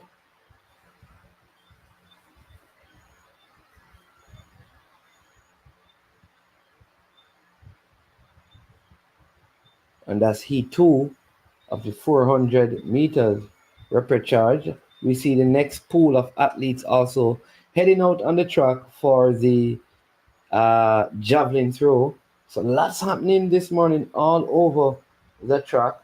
Let's see. I doubt that Kishane Miller is there. Like I said, she did pull up in her heat, so I doubt she would be. But you can never tell. Maybe that was a race strategy.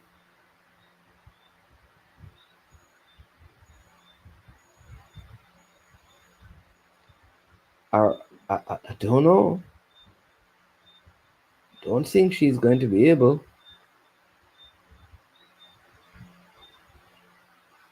This long jump is some good jumps.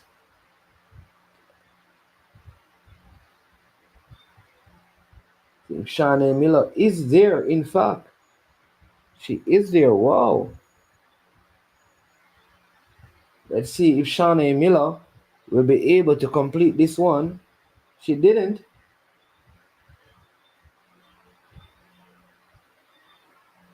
Oh, I didn't know because yesterday I thought someone was saying DNF, which is did not finish, don't allow you to compete in this. But she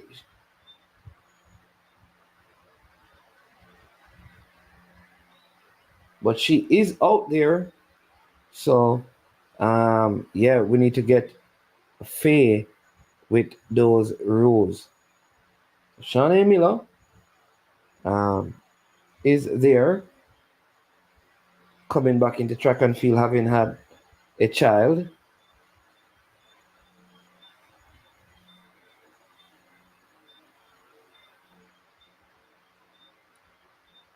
None of the Jamaicans have hit the sand yet, but as soon as they do, I will give you their mark.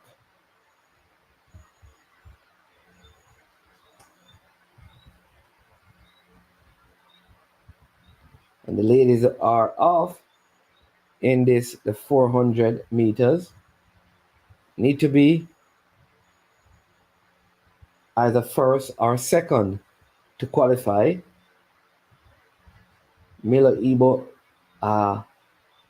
looking very well. Looks like she could come into the home stretch. Look to be struggling as they head into the home stretch. Don't look like she have the strength, the stamina, the will, the power to make it. And she's going to run out of this one. Not looking good. She finishes all the way down in the back of the pile. So she's out. That is won by the Puerto Rican Scott in a time of 50.52, and she qualifies.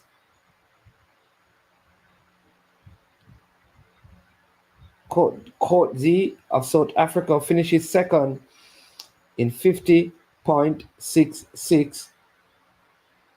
That's a personal best for her. So she's super, super excited.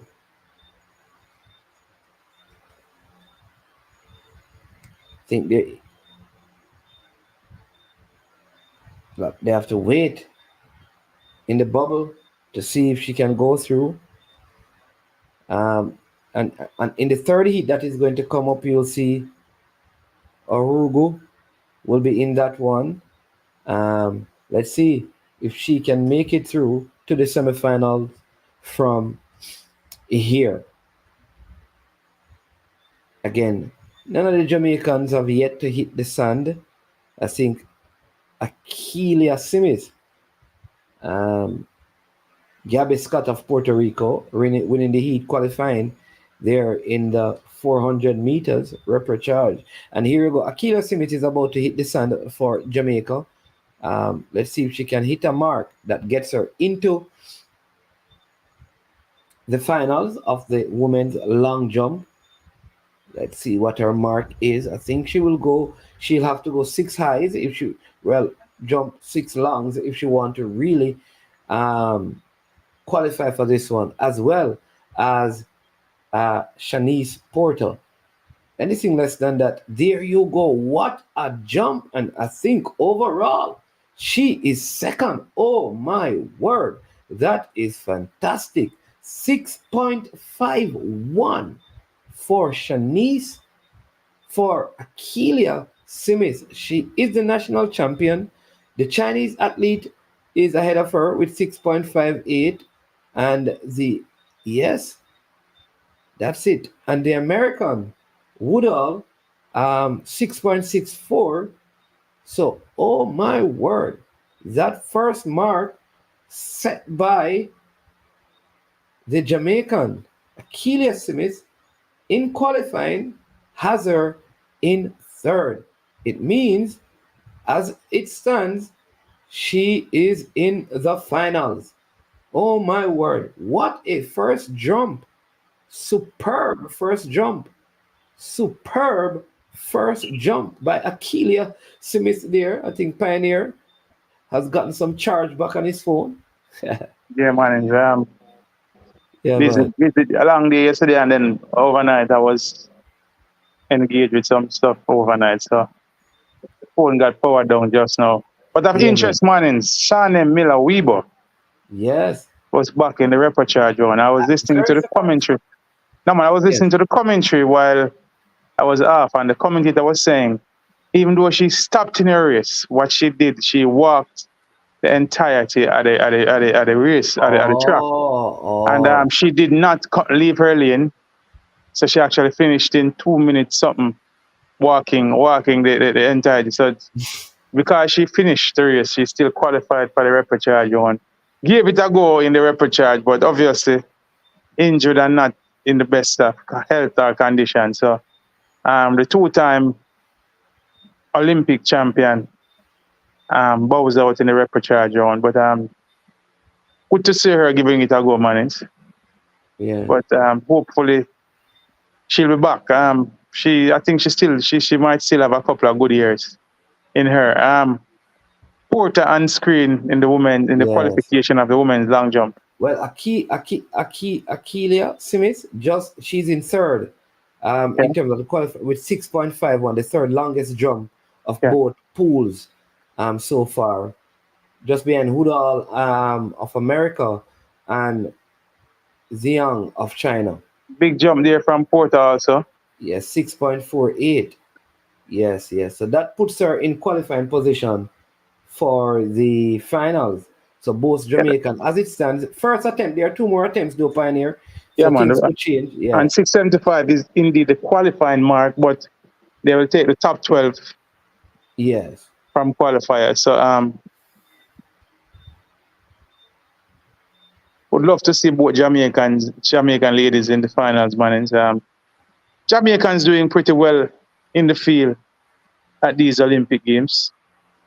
Fortune's not so great on the track, but it's good to see the field eventers, flying the flag for us. Yes, definitely. I think the third heat is about to come up as well. In the 400-meter repechage, you have of Latvia, you have the athlete Via Cooley. Of Canada, you have Gale, you have Bear of Australia, Azevedo of Portugal, Mangione of Italy, Aguilar, Colombia, and Agahura, Victoria Agahura, Great Britain. Yeah. The younger sister of Christine Agahura, Olympic and world champion. Yes. Victoria, I'm sure she would not have bargaining for herself being out of the semifinals, having to contest the repechage round. Rich history in her family in this event. I'm sure she will fancy herself making the semifinals. She ran 50.93 in the heats and was eliminated to the repechage round. I must say, Mannings, just an observation, the standard of the 400 meters this year is quite good. Yeah. I can remember in past Olympics and World Championships, 51 seconds would easily get you into the semifinals. Now we have people running mid-50s and not making it through. So we just saw the Puerto Rican athlete in the previous heat running. She ran a national record in the heats, failed to advance, and came back in the semifinal in the repechage round and ran a national record again to qualify. So high standard of 400-meter running here. Definitely. Again, happy Independence to all the persons watching. Again, I want to come on in support of the platform and the work that we are doing here early in the morning. Hit the like button, and please don't hesitate to subscribe if you're not yet a subscriber to I Am Sure Sports. I'm sure Agahura would fancy herself coming out of this one, but let's see. She has an awkward lane draw all the way in the outside lane. Let's see how she'll approach it. I'm surprised that Shani Miller came back though, given that she, like I said, she walked across the line in her heat. Could she have recovered enough? What you have to understand, man, is that a lot of these athletes have commitments, sponsorship commitments. So we might, I think that might be something to consider. So showing up at the Olympics guarantees some amount of sponsorship money, and actually representing each round you advance through, it brings a different layer of payment to your contract. Okay. Agahura going well here, out in lane 9.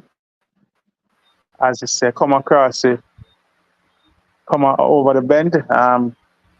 She comes into the home stretch way out front. Should be comfortable for her coming home. Now the pack start coming. The Italian pressure has been brought to Agahura. Let's see if she holds her form here and qualifies. She does, finishing strongly. She crosses the line in 50.59. That gets her into the semifinal. Great running from Victoria Agahura of Great Britain. Yeah. So we just saw the Nigerian Yusoro in the long jump. Yeah, she just went 6.68. So she's in a qualifying spot.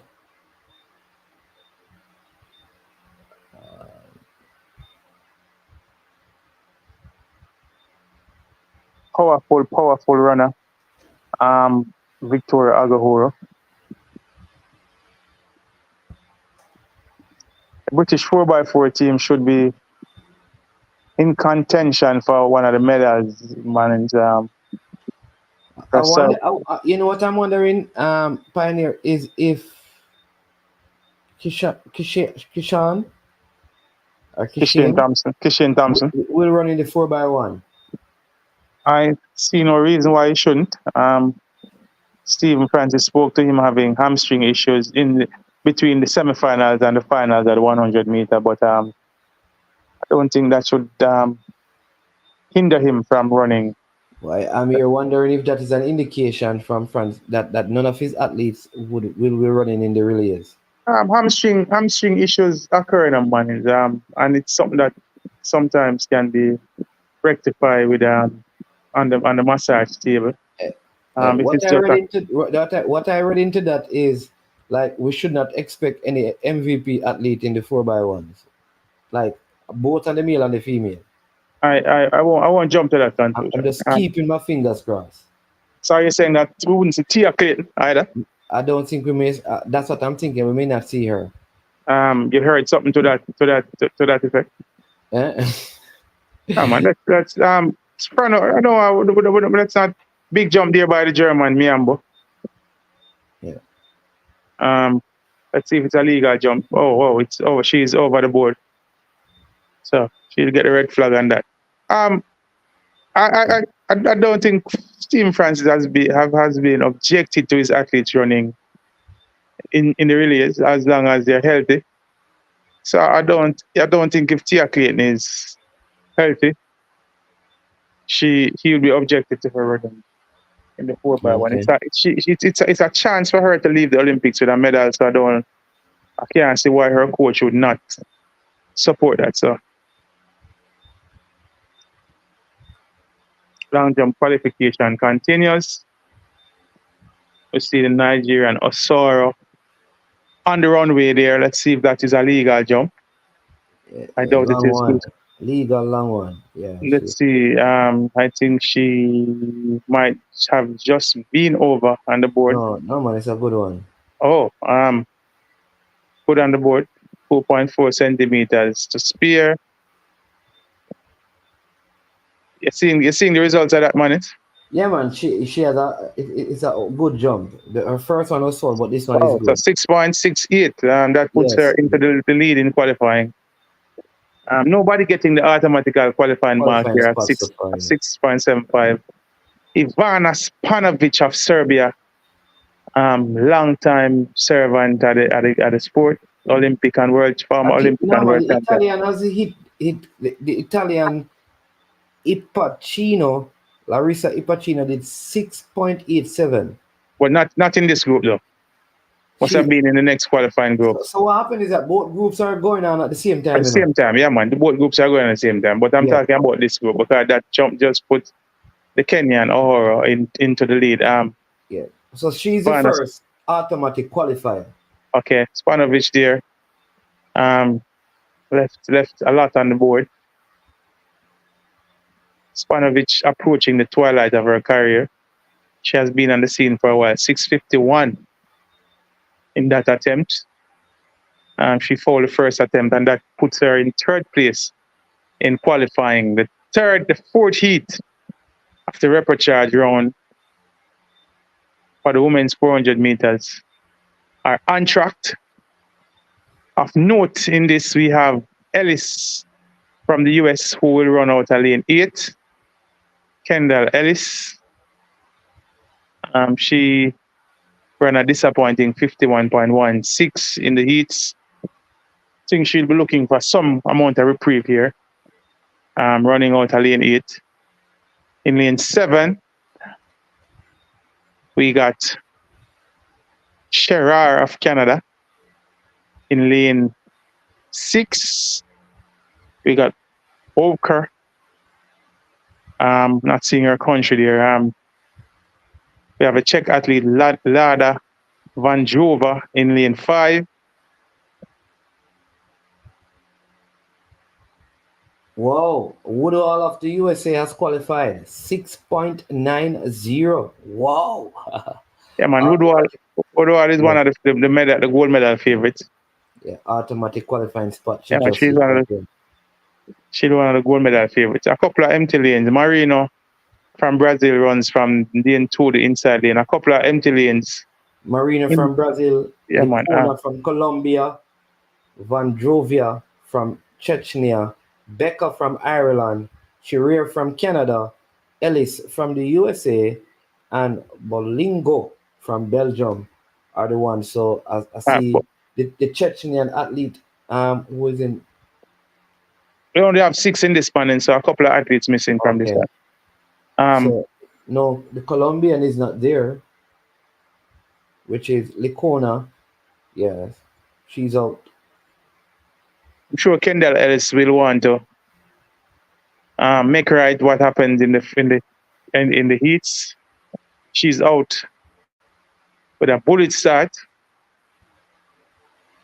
Out the back stretch they come. I think it's still anybody's race.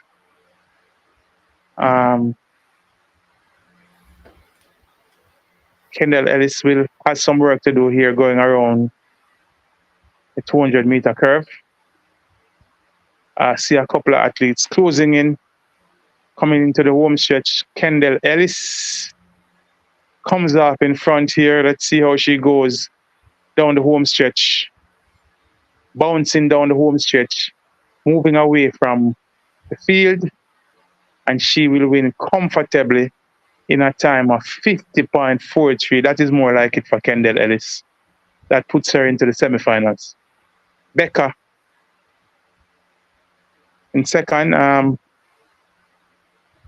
Let's see who made the two automatic spaces. It's one spot in and then the others are on time. Yeah, man. But there were two ladies in the time right in the waiting room for on time. So I want to see who made it through. So Kendall Ellis here making right her shortfall from the heats and qualifying for the finals, for the semifinals. South African qualified. Coites. Okay. Coites. She was on the bubble.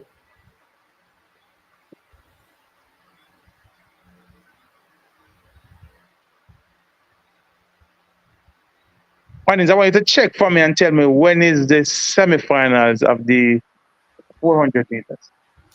That's in the afternoon session. Wow, so the semifinals are actually in the afternoon session. Yeah, so gonna be rough going for these ladies, guys, having to run. No, for the women. Yeah, man, semifinals the 400 meters for women is tomorrow. Okay. So I was just thinking with these ladies, we'll have some time to rest. So there are actually 2 days between the heats and the semifinals for those persons who made it through automatic. So they're showing the qualifiers. So Kendall Ellis, Gabby Scott of Puerto Rico, along with Victoria Agahoro, have all made it. So I'm just thinking, man, and thinking out loud that the ladies who ran the heats will have 2 days in between the heats and the semi-final, which will go well for people like our so they'll have some rest. General Brumfield, who had 2 tough rounds in the mixed relays, and then having to run a tough qualifying heat.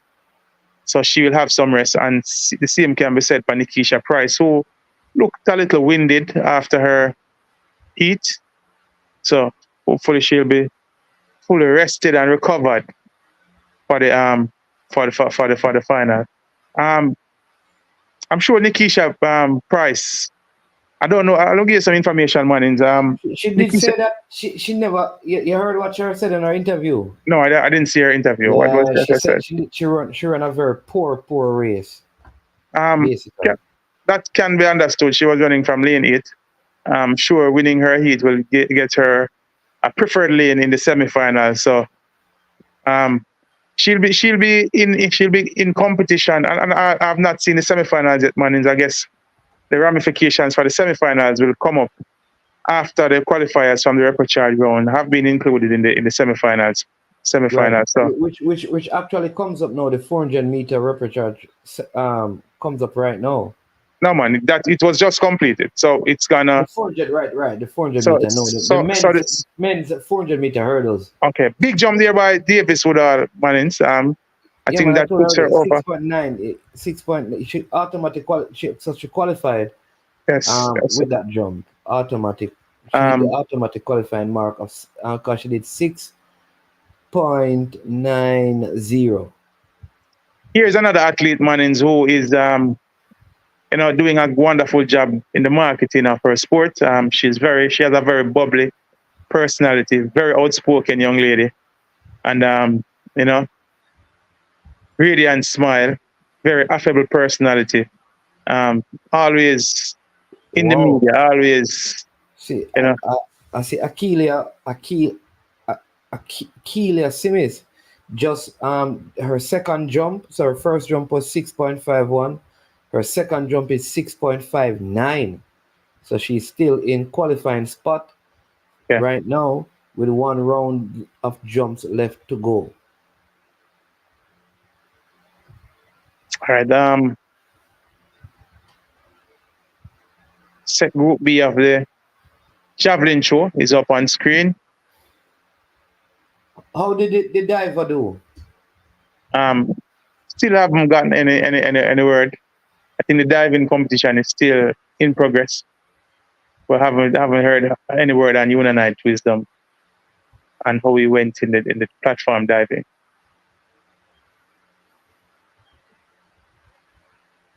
Jasmine Moore of the USA is about to hit the sand. Track and field is such a very difficult sport to cover, I think how we do it is right because, especially here, so many events happening. Yeah, man. Simultaneously. We have yes. three or four events happening simultaneously from time to time. But such is the nature of track and field, because of time limitations, they have a. Want to welcome corrupt governments. Kevin Ricketts, big up yourself, and RR just landed as well. You understand me? I remember, as soon as you get on, people hit the like button, subscribe, and share. All right, really, really appreciate if you can support us by doing that. All right, go ahead, Pioneer. You're about to say something. Yeah, man. I'm saying persons will in at these major meets, persons will situate themselves based on a position to see their favorite event going on, or to see several events going on at the same time. So if you have a particular interest probably in the long jump, you will be able to sit and watch the long jump while the 400 meters are in place, so you can, and such is the nature of track and field, you're getting 2 or 3 shows on at the same time. Yeah. I see Shanice Porter is about to hit the sand for Jamaica. We just saw Jasmine Moore doing 6.66 for the USA. The other American athlete as well, Monet Nichols, she did 6.52. What was Porter's last jump that she had? What first jump was 6.48. What position is she in the qualifying? She's around 10th. Okay. Needing some improvement there. Yeah. Big jump there, but she's actually 5th in her pool. Okay, so she's still in a qualifying position, but yes. Big jump from Moore there, man. Yes, just to that 6.66. All right, so still not getting the automatic qualifying mark, but that just did 6.21, which keeps her in 5th position. And then you have Akeelia Smith. She's in 3rd in her pool. Okay. So both of them are presently in qualifying positions with one jump left. Okay, all right. Yes, so. we will. I think we will have at least one. Fingers crossed. It would be good to have. Yeah, it would be good to have both ladies. And so Porter is in 5th in her group with her 6.48, with 1 round of qualifying jumps to go. If she remains there, she will qualify as one of the top 12 qualifiers. Yeah. Big jump by the Nigerian there.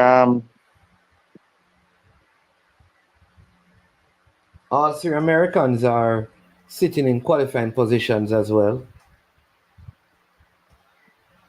Nigeria has a rich history also in the long jump with people like Blessing Okobari, who was a sprinter and a long jumper.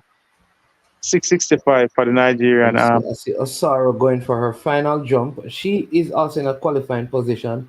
That looks like another big one. No, that was not Osaro because Osaro did 6.68 on her second jump. She's going the to hit German Miambo is on the runway, Mannings, on my screen. Yes. She has yet to register a qualifying jump. Yes. So, all right. Yeah, And a big jump here. She qualifies Big jump. automatic. That looks like she got the automatic qualifying. 6.86. And left a lot on the board to Mannings, but big jump out there for her. She was way in front of the board, 30.9 meters left on the board. That could have easily been a 7-meter jump, Mannings. 6.86 to get her automatic qualified with her last jump. Wow. And so far behind the board, but I've easily have had her herself. So that pushes Akila Smith to 4th. Down to 7th. I'm seeing 7th. I'm seeing 7th on my screen. Akila Smith, no man. She's Smith is 4th in her group. But she may be 7th overall, but she's 4th in the group. Okay. Yeah. She's 4th in her group. Yeah, she's 4th right now. Yeah. Paula from Nigeria. No, Paula from Portugal. That's a Portugal flag I'm seeing on her green vest. No, it's not. It's Burundi. Burundi. Okay, wow. So another good jump from Kola from Burundi. Yeah. That looks like about 6.6. Perfect on the board. Yeah, 6.57. So her best mark is 6.59, which was her second attempt. She is in 4th place.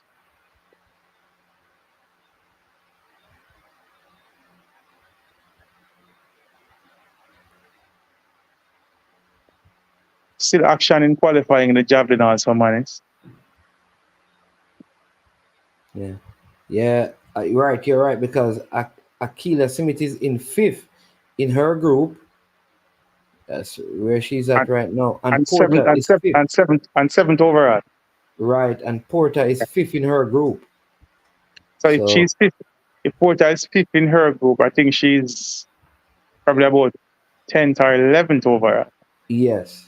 Yeah, that's what I said. Yeah, she probably just moved down a little further, probably 11th or 12th. With that big show from Miambo and getting into the automatic qualifying spot. So she's probably 11th or 12th. Sitting on the cusp of qualifying, Mannings. Let's hope she can hit a mark in her final jump and secure qualifying.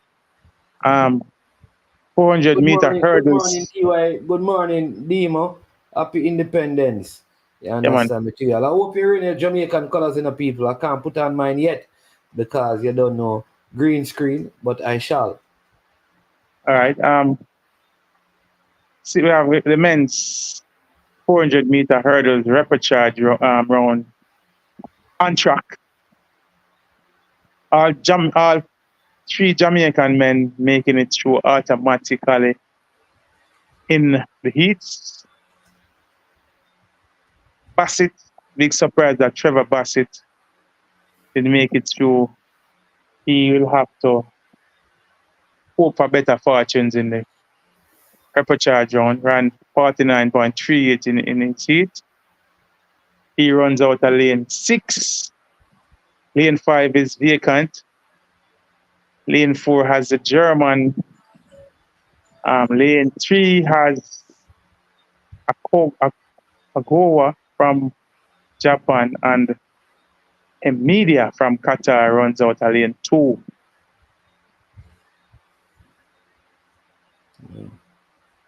Mannings, after 3 days of competition, what's your view on the repechage? I think it could work for some of the races because it gives some athletes, like I say, a second chance. I know sometimes like an athlete may get a bump like in the 800 meters. I think it is good there. I think like the hurdles, you could just hit a hurdle, the 400 meters, I think they should still go by the time for the shorter events, but like between the 200, the 400 hurdles, the 400 meters, and the 800 meters, I like it. Saw a complaint from Sean Bailey yesterday. Obviously, he ran 44.68 in the heat. We have a call coming in. Let me see if we can take this. Good morning. Welcome to the show. Let's see if we can get this call pioneer. Hold on a second. All right, maybe the caller gonna have to just set up the call in. They're off in the six athletes in this mornings. I'm expecting Trevor Bassett to make most of the running in this one. They go down the back stretch. Still level. Good running by the German. Bassett has some work to do at the 150 mark. Bassett coming forward. Fight. Bassett leads them into the home stretch. Javelin, Cooler, Bassett. Under pressure from the German. There's a foot race to the finish. Bassett holds on for the win in 48.64 and will advance to the semifinals with that one. Good run by the German athlete also. Trevor Bassett making things right, getting into the semifinals with a decent time of 48.64 in this repechage. First heat. All right. Yeah, I was saying that saw a post from Sean Bailey. Was complaining about they were saying that the repechage run is foolishness basically. And I'm thinking that having run, that's why he sat it out. Yeah, man. Well, he actually started. He actually took to the track, ran 150 meters, and then pull up. But I'm thinking that his comment, man, came on the back of him running a decent time of 44.68 in his heat. And yeah, I see what he means. And then not making it through, and then you had people like Javelin who ran 45 and was through automatically. With the old system, he would have been comfortably into the semifinals with that time. So like anything in life, man, there are advantages and there are disadvantages, and there are persons who will be aggrieved by what happened. Let me see. Hold on. Let me talk about the caller because we had someone who was calling. So let me see if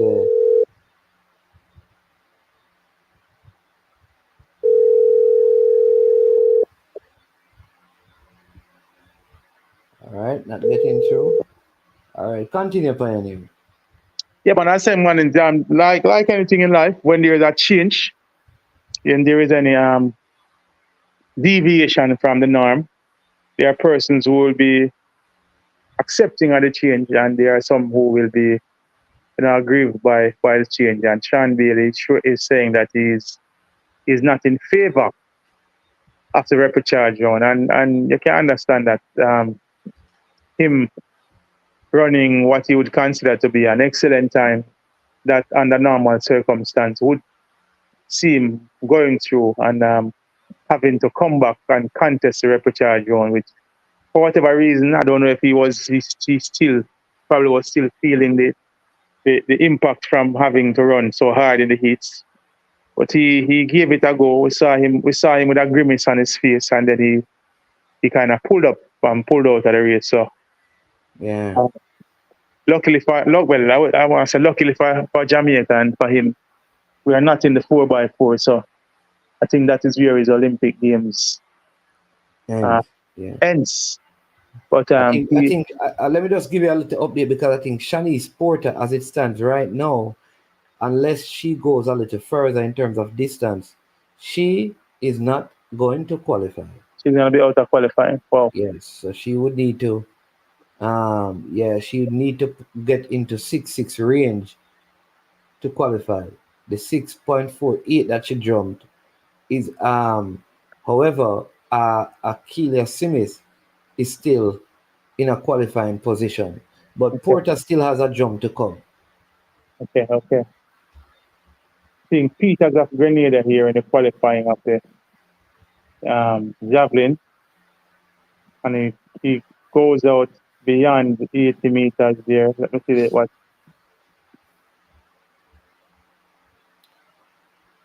Some of our Caribbean neighbors, some of the smaller territories, man, is doing well at these Olympics. Grenada having already secured a bronze medal. Yes. Yeah, Linda and Victor in the decathlon. And we're seeing Peters here.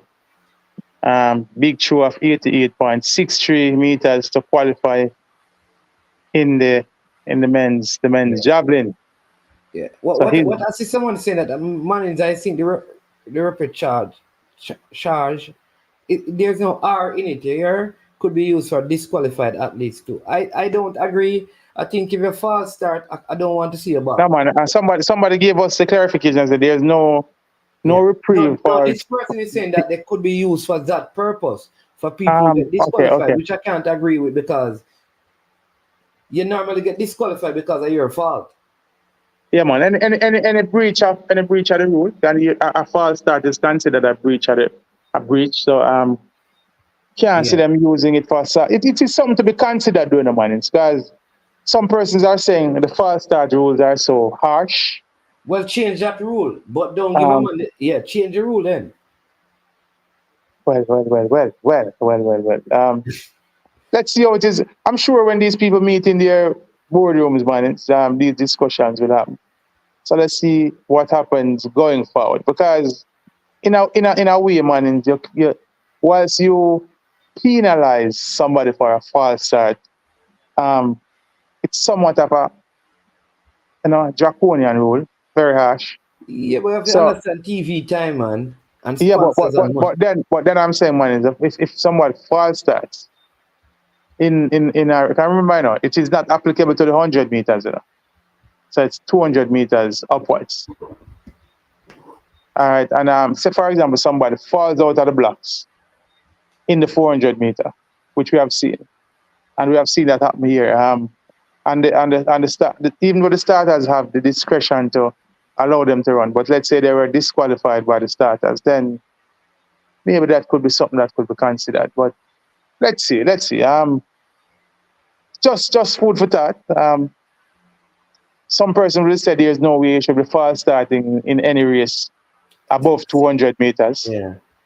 So the fact that this is not the repechage is not applicable to the 100 meters might, have some bearing on whether they give it consideration. They give consideration to people who false start. So I see Akisha Simmons is about to take the board again. For her third and final attempt. She's a very precarious position. Think she should try to jump and see if she can get up into the 6.6 just for the sake of qualifying. But I think Porter, and she goes, so her best jump is 6.59, which keeps her in fourth position in her group. Mm-hmm. So that because the seventh place athlete in the other group, all right, the seventh place athlete has 6.55. So she is, as it stands, she's in. Okay. Right. That's Porter. That's Porter. That's Achilles Smith. Okay. She's in. Okay. Porter is basically out right now because she's eighth in her qualifying group with 6.48, and but she still has a jump. She still has a jump. Okay. Right? She still Second has a meet at the repechage for 400 meter hurdles for men was just completed, man. And Swedish athlete coming through to win that one. I'm looking at the Botswana and in the middle of the track. He was leading the race, coming off hurdle 8. Came to the 10th hurdle. Faltered a little bit and was run out of it by the Swedish athlete and the athlete on his inside from Dominican Republic. From Costa Rica. So Benstrom from Sweden, qualifying there by winning that heat of the men's 4 hurdles repechage heat 2. Yes. Think this is Porter about to hit the sand right now. So if she can secure qualification, presently her best mark is 6.48. Seen a big jump from a Netherlands athlete a good jump from the Netherlands athlete and she's good on the board. That looks like about 650. Looks like about 650.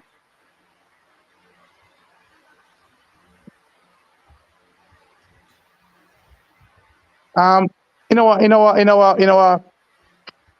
655 from Pauline and Dima from Netherlands, and she goes into 5th place. I don't know which qualifying group she's jumping. Dima is 7th in her group. I don't think that is going to be good enough to get her in at this time. Yes. I'm seeing Broom here on the runway. She goes out to a big jump, which looks like and that's Broom of Nigeria. Yeah, that looks like she gets her into an automatical qualifying spot. Let me see how she was.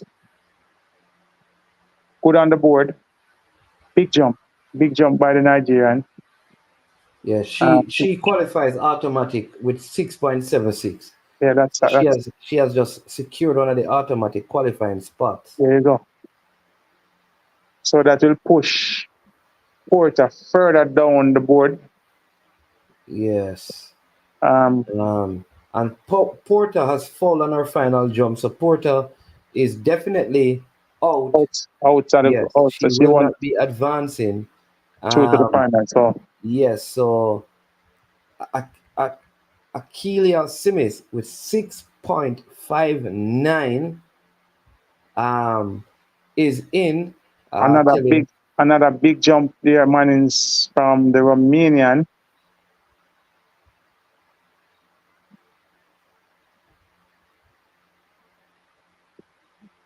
That looks like it gets her in. Let me see. That looks like she has hit the automatic qualifying mark, or at least way behind the board, leaving a lot on the board, 21 centimeters. So Smith actually qualifies with the 10th best jump. Okay. Is the qualifications over, Mannings? Yes. So she has qualified. On my screen, I'm still seeing Monet Nichols of the US. Oh no, her final jump was 6.64. So she qualifies, yeah. Monet Nichols? Yes, she qualifies. Yeah, and I'm seeing that jump right now on screen. Yeah. So I can give you the qualifiers if you want. Go ahead. It is Ocho Nogoro from Nigeria, 6.65. Monet Nichols from the USA, 6.64. Akeelia Smith from Jamaica, 6.59. That's 3. You have Larissa Iapicino of Italy. She qualifies. You also have Mihambo of Germany qualifying as well. Right? Yeah. Is this Hill? Right? There you go. Right? Cola. No. All right. So those are the qualifiers from that group. And then from the other group, you have Davis Woodall from the USA qualifying. Brume from Nigeria qualifying. So Woodall have 6.90. Brume have 6.76. Usoro from Nigeria with 6.68 also qualifies. Yeah, so those are your qualifiers. High standard of qualification, Mannings. 650 seem to be the lowest mark. Yeah. Yes. 658 is the lowest mark. Yeah, man. And whilst we didn't have and the 7-meter jumps.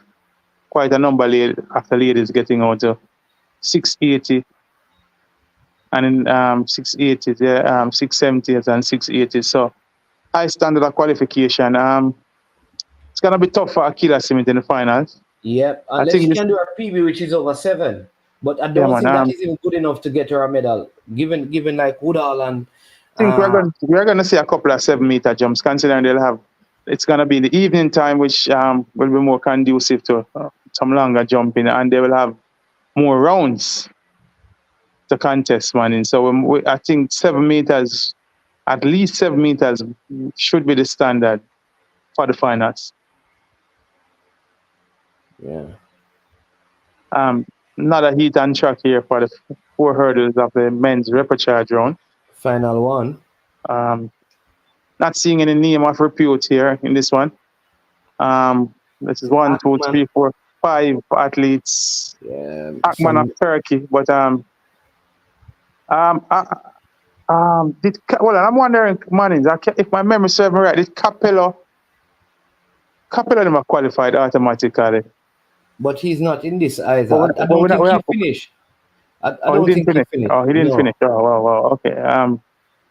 So Capello is out of the Olympics. So some other Turkish interest here. Akman. 5, 1, 2, 3, 4, 5, 6 athletes. 5 athletes actually in this round.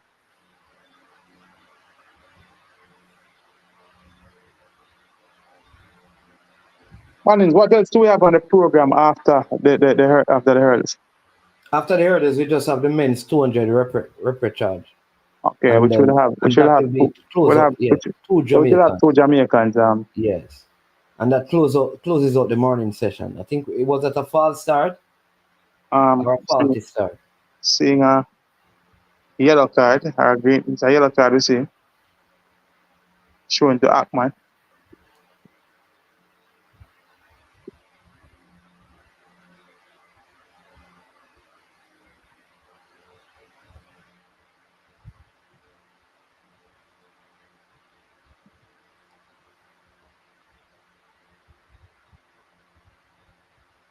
Looking forward to the 200 meters, Mannings. I haven't seen the starting lineup, but we're thinking that Brian Level would cherish. I'm going to show them. He's going to be Level is going to be in heat 2. Not an easy heat. He has to contend with Brendan Rodney. Of Canada. I think that is the man that he would have to, I think, the main contender. I think he should be able to, and Hudson will be in heat 4. Coming into the home stretch of the final heat of the 4 hurdles in the repechage round. Akman from Turkey out front, coming under some amount of pressure from the German and is outside. But Akman holds his form and finishes in front in a time of 48.72. Very untidy race, Mannings. At least 4 of these athletes hitting hurdles all over the place. But Akman from Turkey prevailing in this one, 48.74 to qualify for the semifinals. Give us the lineups again, Mannings, for the 200 meter. You say level competition. So for the 200 meter, heat 1, the heat that Level is in, he will have Cesar Almiron of Paraguay, Brendan Rodney of Canada, Brian Level, Jamaica, Koki Yama of Japan, Caleb Law of Austria, and Pablo Matteo of Germany. When you look at their personal best, I think Level has the best season best. The personal best is Rodney, who has the best personal best, which is a 100th of a second better than Level.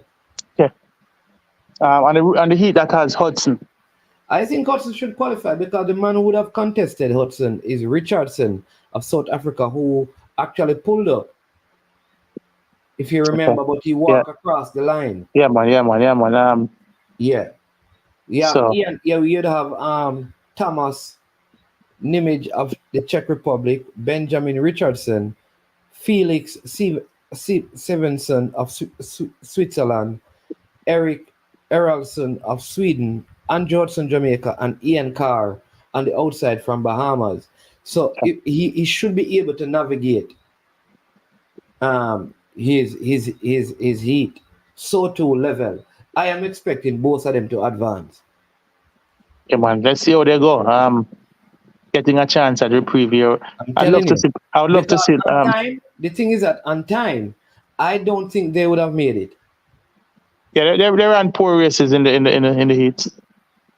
So let's hope they get it right this time around. And especially for Level, I think he has a bright future. He stays healthy. I can see him excelling in this event, and so we're hoping that he stays healthy. And like I said earlier in a Pioneer, which I totally agree with, this thing, it has its advantages and disadvantages. The repechage, because this is clearly giving the Jamaicans an opportunity to run more races, train better their times. Because like I said, if it was on time qualification, they probably would not have made it. So have a runoff and hopefully you can do a better time. Which not say you didn't just win it, but your time is in the bracket of those who are the top competitors. In this case, it really makes a lot of sense. But I think track and field has something that goes across the board. Like, how does a shot putter benefit from this? A discus throw? Not the same one. It's considering that in the shot put and the discount. They get multiple throws. So and in the jumps is the same thing. But there are times like one jumper had 3 foul jumps. But man, if you get 3 shots at jumping, I mean the runners get one chance. They get one chance, and they have been gifted with a second chance. As a jumper or a thrower, you get at least 3 chances to throw or jump. You know what is funny though? I think in the triple jump, one athlete had on 2 occasions when they fouled. I'm gonna get the name. I was looking at it, but they had 2 times when the wind was behind them. Mm-hmm.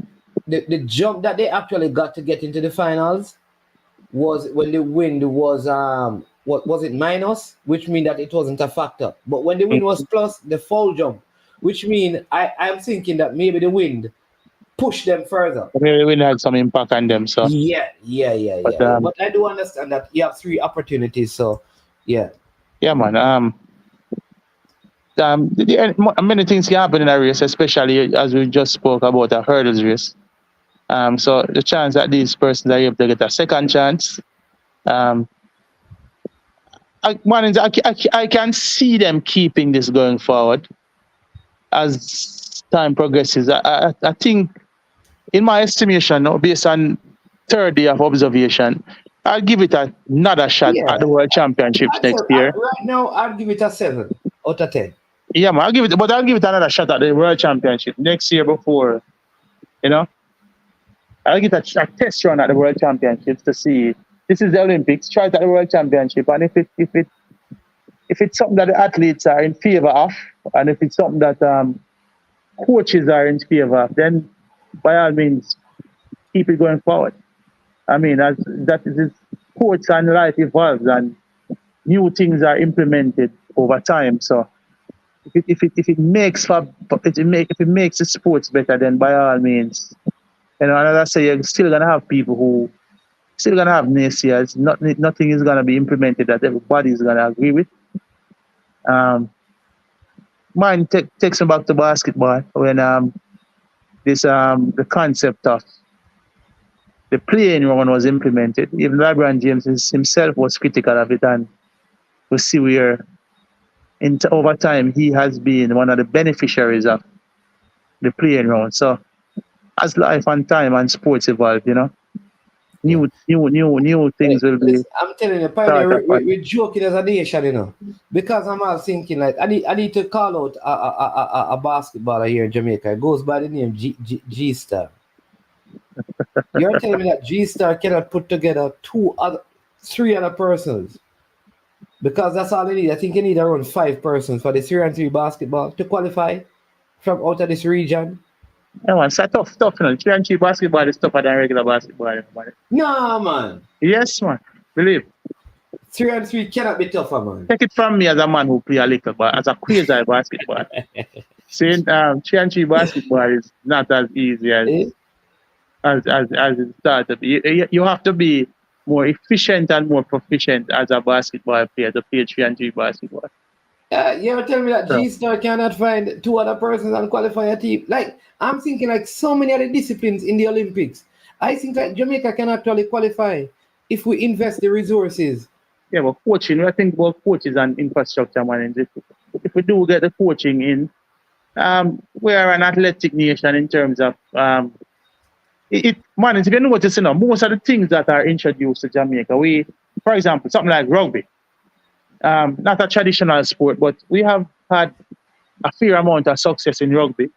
And even though a lot of the players were overseas based, we still found local players to incorporate into the team. In recent times, we see Jamaicans being introduced to lacrosse. Yeah. And we have done fairly well at that also. So what is needed is the introduction. All right, let's be fair though. We have not done well. Our bobsled created some history some time ago. Even that we haven't continued in. Yeah, man, but for a tropical island to be in winter sports, man, that we do. Remember, we have been consistently. We have a consistent presence in bobsled. So even and even like the 2-man bobsled, we have had an expansion going into 2-man bobsled. So whatever sporting discipline we have been introduced to. Let's use that. You're fine. I understand the winter stuff. You're telling me that Jamaica, that like places like Westmoreland, where like just growing up, like almost everybody in Westmoreland ride bicycle, could swim, go to Negril, and that freestyle, the triathlon that they have. You're telling me that Jamaica cannot find people to compete at a global level in something like that, because it includes track and field that we're good at, cycling that. If we incentivize it, I'm going to hop out of the chat for about 5 minutes, but I'm going to close up by saying it. If we incentivize it, for example, if we found a sponsor to sponsor a major competition in Jamaica and it was incentivized, I'm sure we'd get many, many participants, and from that, we possibly could find some persons performing at a higher level to at least get up to the Olympic standard, to at least try out or try to get the Olympic standard. But as I said, man, I'm going to hop out of the chat for about 5 minutes. I'll be back. Yeah, man. Hopefully at the end or sometime during the 200 meters. All right, then. All right, Pioneer. All right. So there you go. So that's Pioneer has to run. But the next thing I want to ask, and this is for Demo, because Demo is very gung-ho about this, about cricket being at the Olympics. Hopefully, especially because it is now being played in Canada in the T20 format and in the USA for quite a while now. The World Cup was hosted by the USA. Could this mean that it will be introduced for the Olympics in LA in 2028? And if so, is it West Indies or is it Jamaica? And while we're asking for cricket to go, can Jamaica really qualify? We must be careful, because it would be sad if it is the different territories that play to qualify. Can you imagine that USA qualifies from this territory? Really think about it, people. Because it would not be the West Indies, it would be the individual territory. Jamaica, Trinidad, Guyana, Barbados, USA, Canada, all playing to qualify. And with the resources the USA have, can you imagine that for the first time cricket would be in the Olympics? The USA qualifies over any one of or all of the Caribbean territories. Now, if West Indies were to try and qualify as a T20 team, I think they stand a good chance. But I think at the rate of how cricket is in the Caribbean, I would probably trust Trinidad as a territory to qualify. And for T20, I'm talking about, and possibly Guyana. I don't even trust Jamaica.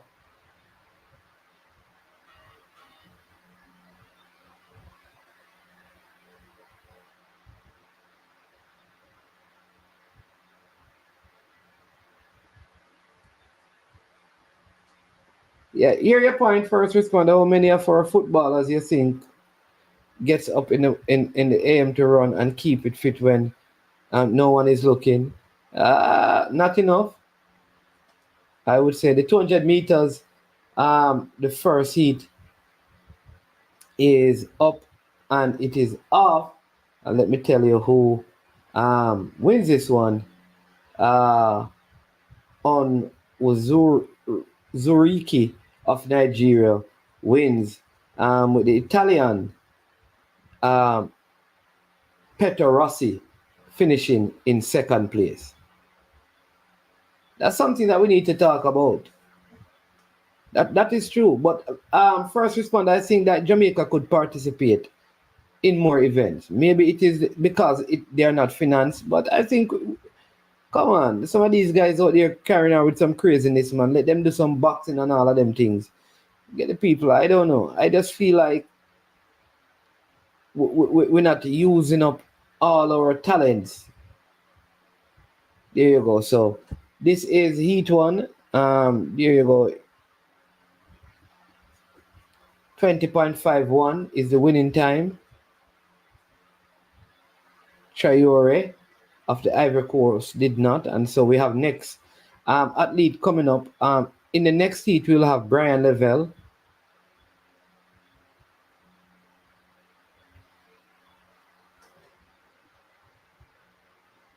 So there are two athletes that have been added, right? So Cesar Almaran he got in because in his 200 meters there was a lane infringement. So that is how he qualifies for this. The same thing with the Japanese athlete. So if there is an issue, like in this case where there was a lane infringement, the athletes are included in the repechage. So there was a lane infringement in the heat that had Cesar Almaran.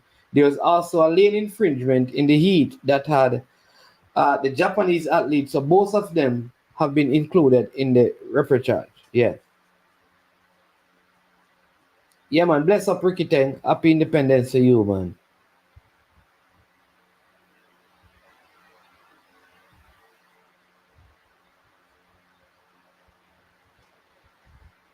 Yeah, but that is something that I really think we need to really consider. You know, I'd love to hear from the cricket man Demo, because he is really thinking like, because I think some of the Caribbean territories, given that the state of the cricket now, would struggle to qualify. Would struggle to qualify if it is territories qualifying, just like how we struggle to qualify for World Cup, right? What I'd love to see them introduce is netball. Because I figure that Jamaica would pick up some medals, not all the times, but would probably pick up a bronze medal or a silver medal in netball, especially. And I think if it is a fast 5 format, I could see Jamaica easily picking up a gold medal in netball in the fast 5. So I'd love to see netball introduced. I think netball should be at the Olympics, even more so than basketball. That's my opinion. I think if you have, I guess because you see the issue with netball though, and I think this is the issue with the Olympics. Netball is not played by men. Netball is really played by females. Most of the sports at the Olympics are done by both male and female. football, male and female, basketball, male and female, tennis, volleyball. All right, but netball, you don't have male netball in nations or male netball national teams. You don't have a lot. So I think that is why netball will struggle to get in.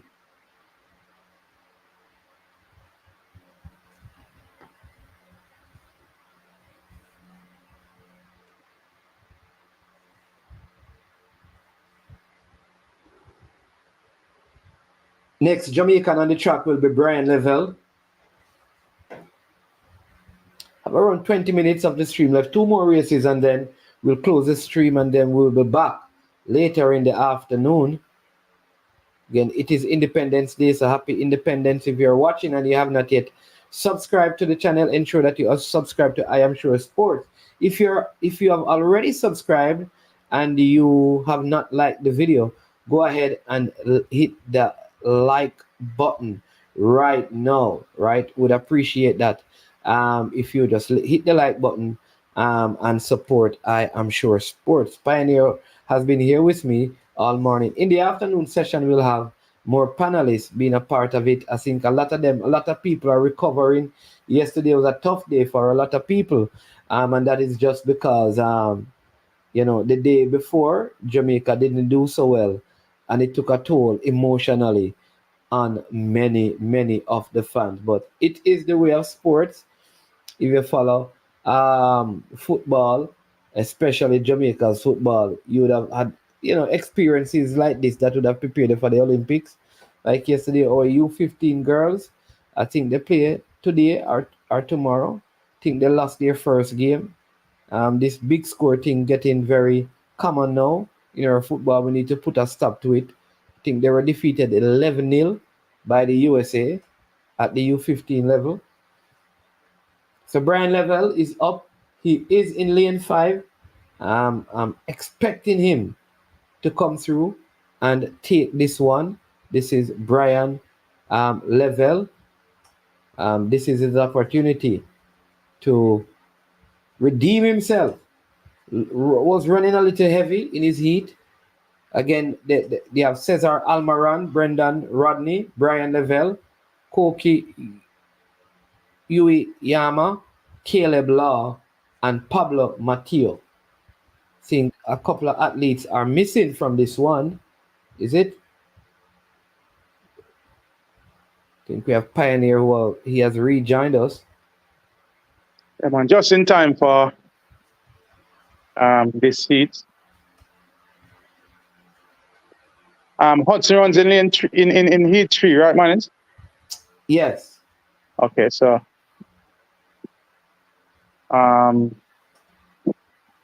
heat 2 Level. I think there should be a battle between Level and Rodney here. In fact, Hudson running in heat 4. But in heat 4, okay. Yeah, not 3. Was just taking a listen to the commentary while I was off the feed, man, and commentators are commenting that it is surprising to see Jamaicans in the repechage round. No Jamaican automatically in the semi-final, but I'd love to inform them that a Jamaican has not made a major championship 200-meter finals since 2016. Quite disappointing. They're off. Great start for Level and Rodney. Level and Rodney, as we suspect, coming to the home stretch. The French athlete Rodney coming to the front here. Level fighting back. Rodney. But Rodney is holding off Level. Galleon's run 20.42, but Rodney qualifies automatically. Level. Let's see the time. 20.47. Yeah, but that's 20.47 for Level. Yes. That puts him as one of the faster losers. Yeah, because he even ran faster than the man than the winner first. Than the winner of the first heat. So he goes into time room to wait to see if he gets through to the semi-final. He looks so heavy. Tight, looking really tight for Truman. Looking tight. Not looking as fluent as we saw him at trials that time. Yeah. Going down the home stretch, looking a little laden and tight. Even though that's kind of his traditional running style, but he looked quite fluent at trials. Let's hope for his sake. So 20.47. Struggling to break 20. Yeah, man. Having broken 20 at trials, having run 19 at trials. Kind of surprised. We don't know if anything went wrong between. Well, we didn't hear of any injuries between. We saw him one time before trials in a run. Didn't look good. So we don't know what was the situation, if he picked up an injury or he was carrying an injury into the before the Olympic Games. But 20.47. You should get him in. Very likely. I don't see any great quality in the other heats that should keep him out of the semifinals. But let's see how the other. So this is you have Aaron Brown in Heat 3. Good prospect, but he too is a mid-20s runner, mid-20 to low 20s runner. What would be more embarrassing, based on what the commentators are saying, is if we go through this round and still don't get any qualifiers. As I said, Mannings, we have not, since the exit of Usain Bolt, we have not been doing well. But we have a finalist, though. No. We have not had a finalist in the 200 meters since 2016. You and Blake? No, man. You and Blake made a couple of semifinals, but not finals. Okay. Yeah, what I was saying that with the repechage is that one of the things that they did is that if there's a lane violation and an athlete appeal, like two of the athletes in the second heat, they got in because there were lane violations. Okay. So I think in terms of that, it is good because that means somebody may have infringed on them in their lane. It may not have affected them, but I think like on those grounds, it is. Help me out, man. So they had a lane violation, which means they stepped on the inside there. No, someone stepped into their lane. Oh, and hindered. Okay. So there was like. Well, I don't know if it even hindered them, but they used it as a clause to get in. Okay, all right. Which is not a bad thing. Yeah, but then they would still, if they finish their races, man, they would still qualify for the repechage round, whether someone stepped in the lane, yes or no. Well, that's what I'm saying. The official thing, when you look at means of qualification, the Chinese athlete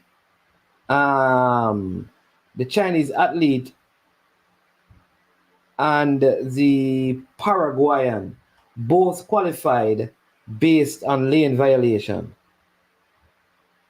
Lane violation, no man, will mean that you violated, you stepped on the inside lane and would have been DQ'd. Because if you step on the inside lane, man. So that's what I'm saying to you. The lane so if you go back to when it came up, it had the markers on it saying lane violation, and when you open it, it says that someone stepped into their lane. Okay. So I believe what happened is that somebody else finished the race and got disqualified, but they were put in. So, for example, Pioneer, I think this is what happened. I finished ahead of you, so you finish 6th, and I finish 7th. Because it's not all the athletes going to repechage, Yeah, man. Everybody, as long as you. Oh, well, I don't know. Well, I don't know. So unless they had a lane violation, man. So if they had a lane violation, which would be contradictory, because if you are DQ'd for a lane violation and you are allowed to, then if you're DQ'd for a false start, then you should be allowed to.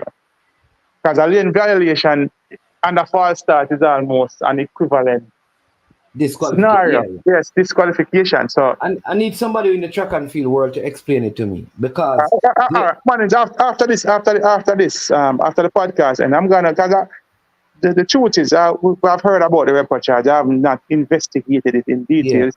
Looked at it when it was introduced and what they were saying, but didn't delve into the finer details of it. So I'll use the time. So maybe when you come back and here for the afternoon session, Yes. I should be able to give you the full details of how it works. Zizi from France, a very popular athlete in France, running in this one, along with Aaron Brown. Canadian presence here. So, and I thing really is on the from bubble. Our Jamaican level is on the bubble. With 20.47. So let's see if there is. I think two persons go through one time, man, and as it stands right now, he's the first person. He's the fastest qualifier on time. So let's see if there's anybody in this heat that will finish in a qualifying time faster than his.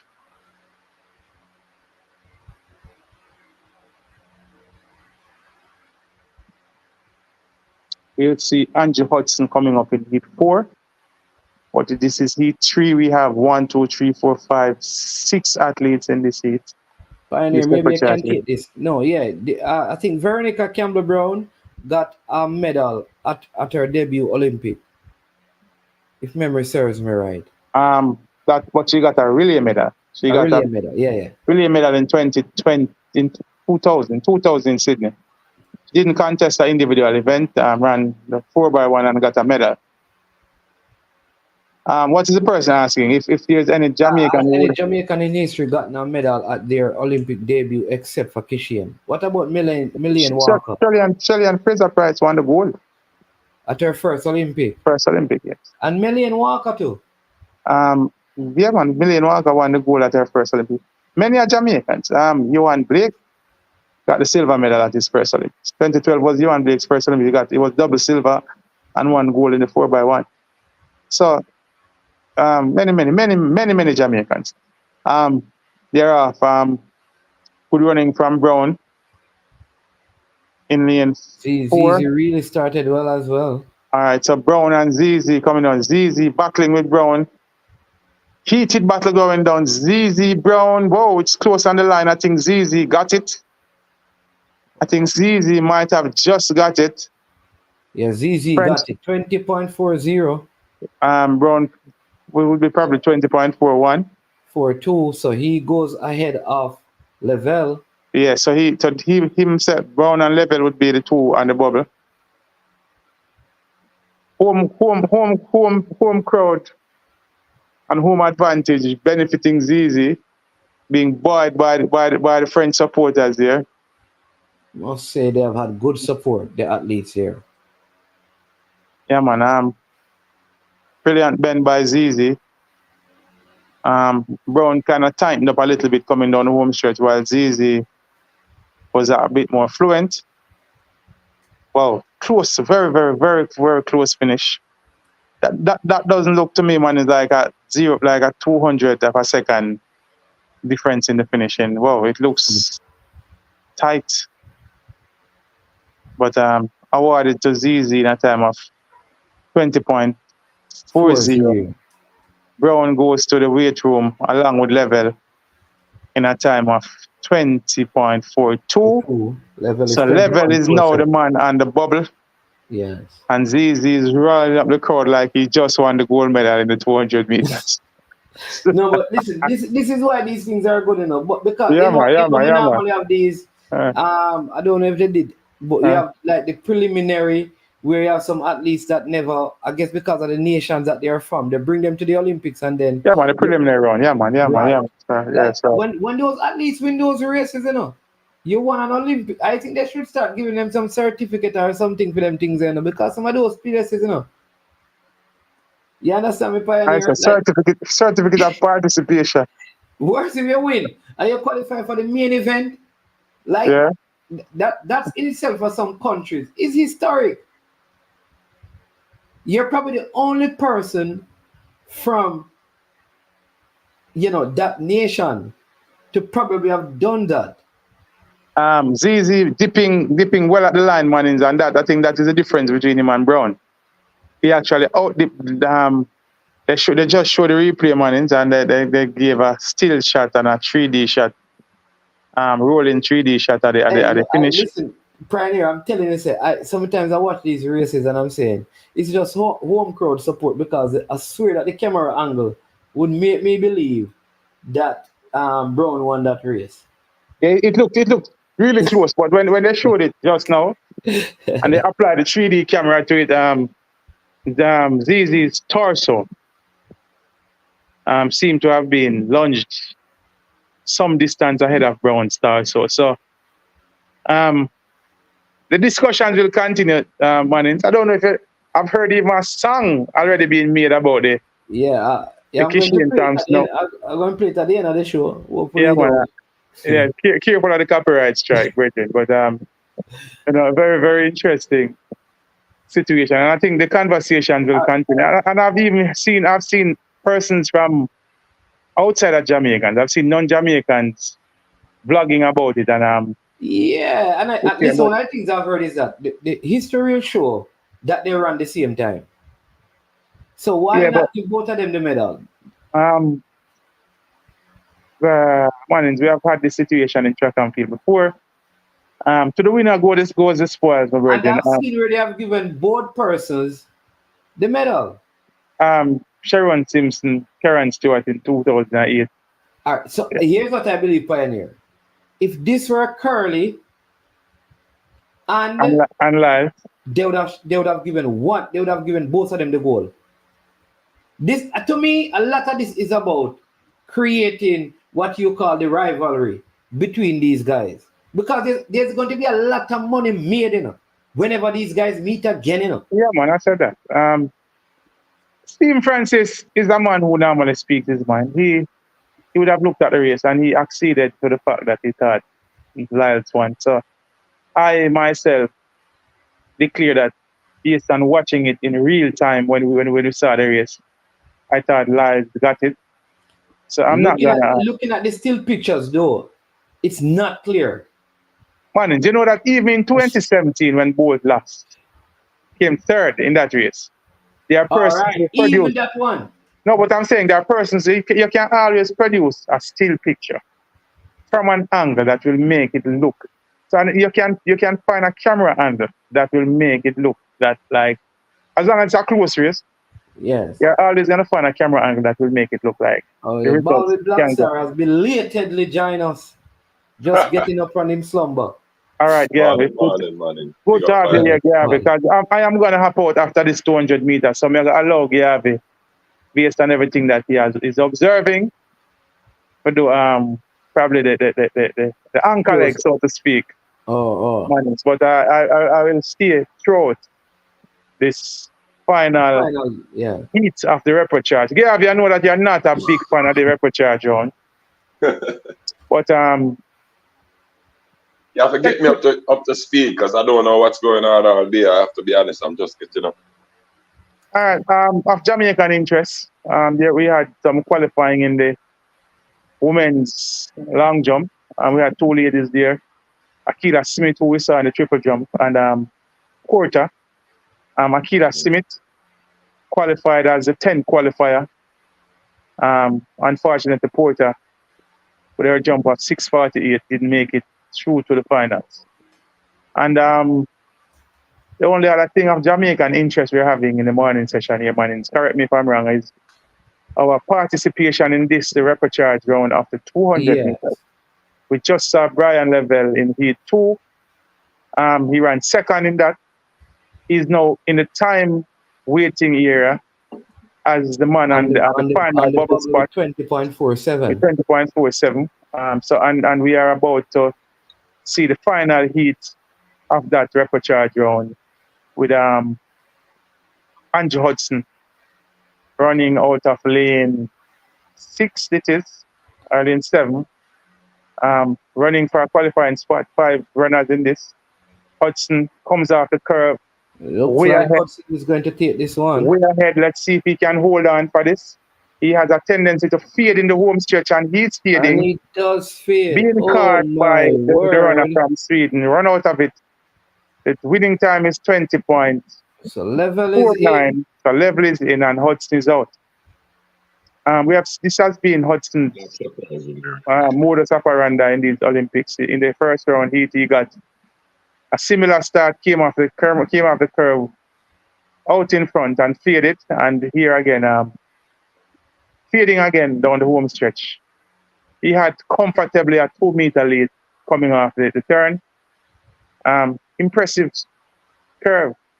Based on this, Mannings, they probably could give him a curve to run in the 4x1.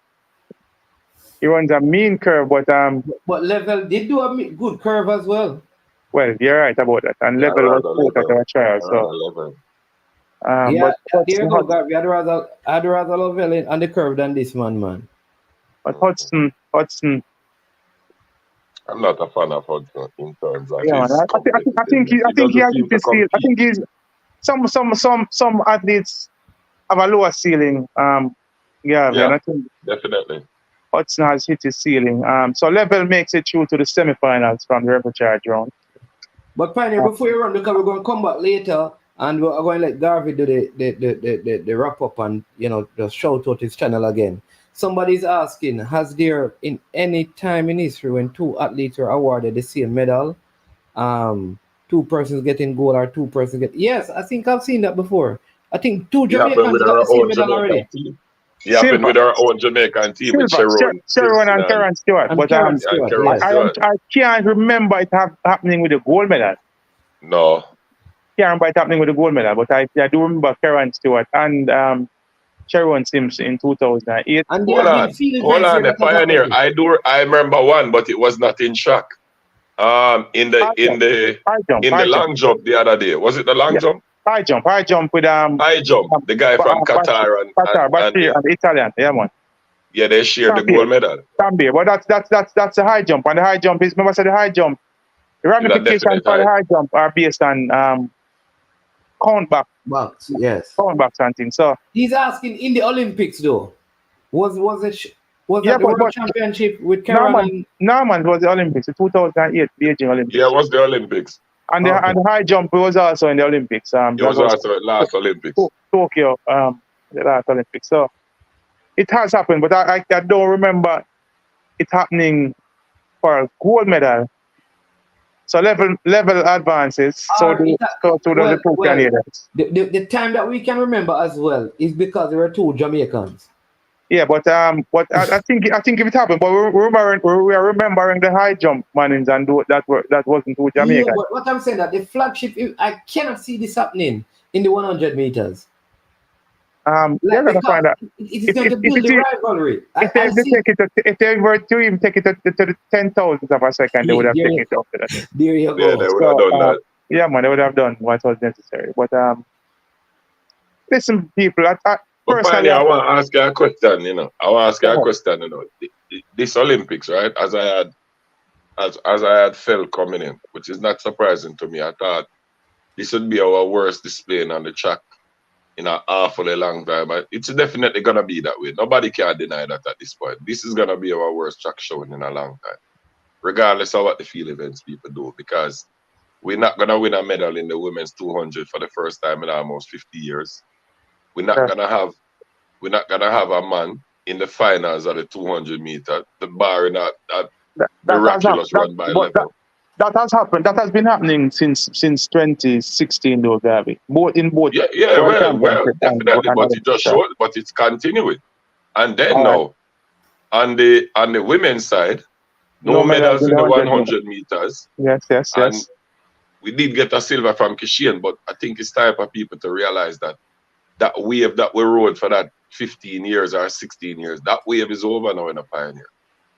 Yeah, but what we have to acknowledge, Gavi, you say it's over, but we could still look at this as a changing of the guard. When you look at the crop of who is coming up, we could very well be atop the podium at the next Olympics. Right, but what I am saying to you, Pioneer, the thing is, if we don't take stock of this and realize where we are, this is what needs to happen in Jamaica, as far as I see. There needs to be a great investment in the future of the coming up athletes. And it starts from all the way from the Ministry of Sports to the JOA to the J3As. There needs to be, I don't want to hear about athletes getting some money after they qualify for the Olympics to prepare for the Olympics, because you cannot pay somebody within a 2-week window and say, hey, use this and prepare for the Olympics. We need to start preparing now, Pioneer, right after this Olympics. The preparation for 2028 begins. It have to start with the investments in the kids, the coaches. We all have to do our work in this, because if we feel like we're going to just automatically get like you said, like we're just gonna change the guard and the next set of young kids are gonna just come in and be Shelly and be Bolt. We in for a road awakening, because we have to remember that before Bolt and Shelly and there were many times we went to the Olympics and did not even come home with a single gold medal. Sure.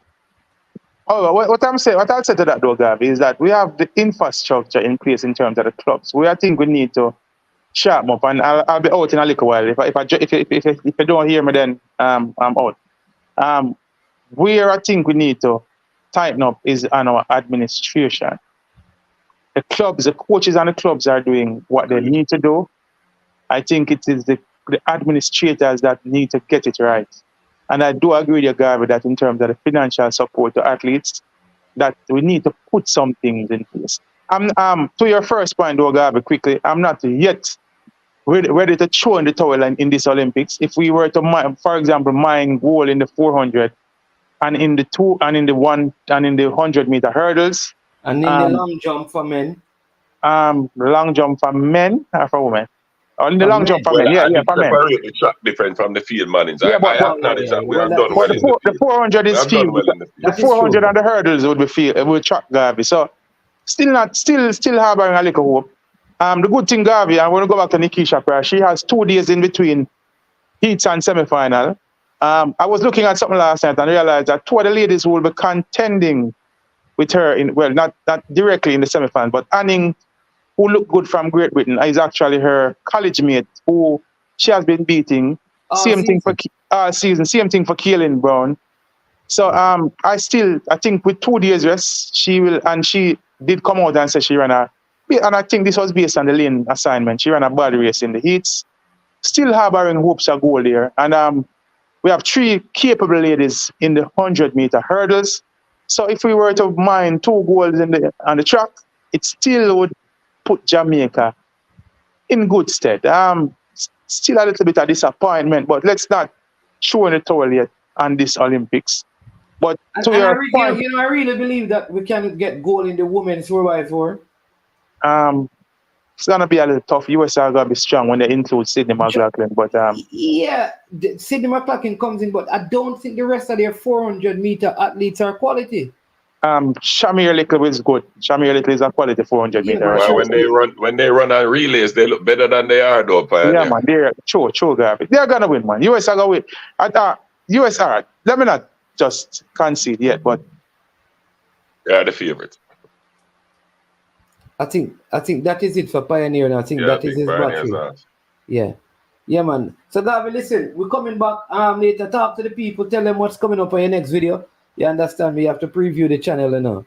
And let man. I want to thank all the people who have come over there and supported the channel. So, Ball It Black Star is up and running. We just have a video dropped about a tribute to Simone Biles and her greatness, talking about her as probably the greatest female Olympian of all time. So you can go over there and check out that one. And I think I'll be going live on the ground today to a place named Hanbury in Manchester here, where one hunt this way with them have something going on down like a football extravaganza. I'm hoping to speak with our old-time football player, Linval Pala Wilson. So you can stay tuned for that later on. You'll be on the channel. And just continue to support the channel, Ball It Black Star. Ball with Black Star. Yeah, man. People go over there and check it out, you know. We want him to have 100 subscribers. At least by the end of the day. He's at 79 right now. So we could just hit up the other 21 and support the platform. Ball with Black Star. In fact, let me see if we can do this right now. Let me see if we can just go on YouTube and just drop the link. So you can just click on the link, people, and show him some love. Boy, oh boy. Only. Sorry, so we can't be down there now. Yeah, should be an exciting day, man. Should be a very exciting day. I'm happy for Huntley. We need more people like that investing in the youth. I think what Huntley is doing with the youth soccer in Manchester is very commendable. So yeah, especially in these times, man. Yeah, we have the talent here. We just have to invest in these kids, man. It pains my heart to see how we just don't invest in sports the right way, and it could be done. All right, I think this is the channel right here. Ball with Black Star.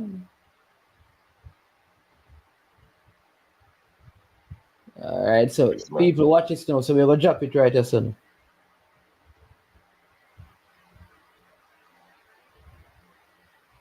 We have a host of videos over there. Yeah, man. So you click on that button right over there, you get to subscribe to the channel. There you go. Yeah, man. There you go. Yeah, man. So what is on slate for later on now, man, before I go? So later we have the long jump final for men. Okay. You know, so medal prospect. Yeah, that's a medal prospect. We have also we will be having, let me just give you the 400 meter semifinals for men is at 12:35. Okay. We have the semifinals of the women 400 meter hurdles as well. Okay. And the 200 meters finals, but we don't have a Jamaican in that. Okay. Yeah, that's like a big race at the end of the day, you know, with Gabby and the rest of those American athletes and Alfred as well. Yeah. Julian can stamp her name in the record books today. I expect her to win it. Double. Yeah. I think something might be a little bit off with Gabby based on the reports to get it. That's what. But you see, because I can't confirm it, right? I was given some information about her, but because it cannot be confirmed, I didn't want to repeat it. You understand me? But I don't think she's at the best place to win physically. Right. Let me put it and at she that. needs to beat this young lady now. Yeah. So I'll be joining the link later on, man. Yeah, man. Sure. And listen, if anything during that time, you know, if you're down by only, and we can get a look at what go on, as long as there's no heavy music in the background to get us in the copyright. We can probably let the people see what is happening on the ground. You understand me? No problem. Yeah, no man. problem, right. man. Yeah, man. All right. Blessings, God. Thank you, sir. Thank you. I don't follow God as boss. Yeah, I'm good, man. Thanks for the support, but God as boss. Support the channel. Support the channel, God as boss. All right, man. Cool. Thank you. Yeah, man. Blessings every time. Yes. All right. So, people, that's it. That ends our show for today. My name is man. This has been I Am Sure Sports. We are gonna be leaving you until around midday. As usual, we ask you to hit the like button, subscribe, and share to I Am Sure Sports. Have a blessed rest of the morning. Go and have your coffee and your donut. Yeah, Dunkin's donut. Go and make sure you have your coffee and your donut. I don't know where you go to Starbucks and get your frappuccino or your cappuccino. I don't know what you're going to get, but enjoy it. Listen, I have to big up Ali Cup and what is going on out there with my good friends from Excelsior, and let me play something for you from them. That one is a Moscow. Ali Cup 2024 Invitational Football Tournament. That one is loud, you know. August 15 to the 17th, right over Excelsior. That one is a big day, you know. 20 football team, 10 Da Costa team, and 10 Manning Cup team. So you know it's a murder. August 15, all Da Costa Cup team a play. You see the 16, Manning Cup team a play. But you see the 17, big quarter-final, semi-final, and final. So everybody knows that the Ali Cup is not a Folly Cup. So make sure you come out. People, remember the raffle. So get your raffle ticket now, cause upon the final day, the drawing I go on. Belly Rang says so.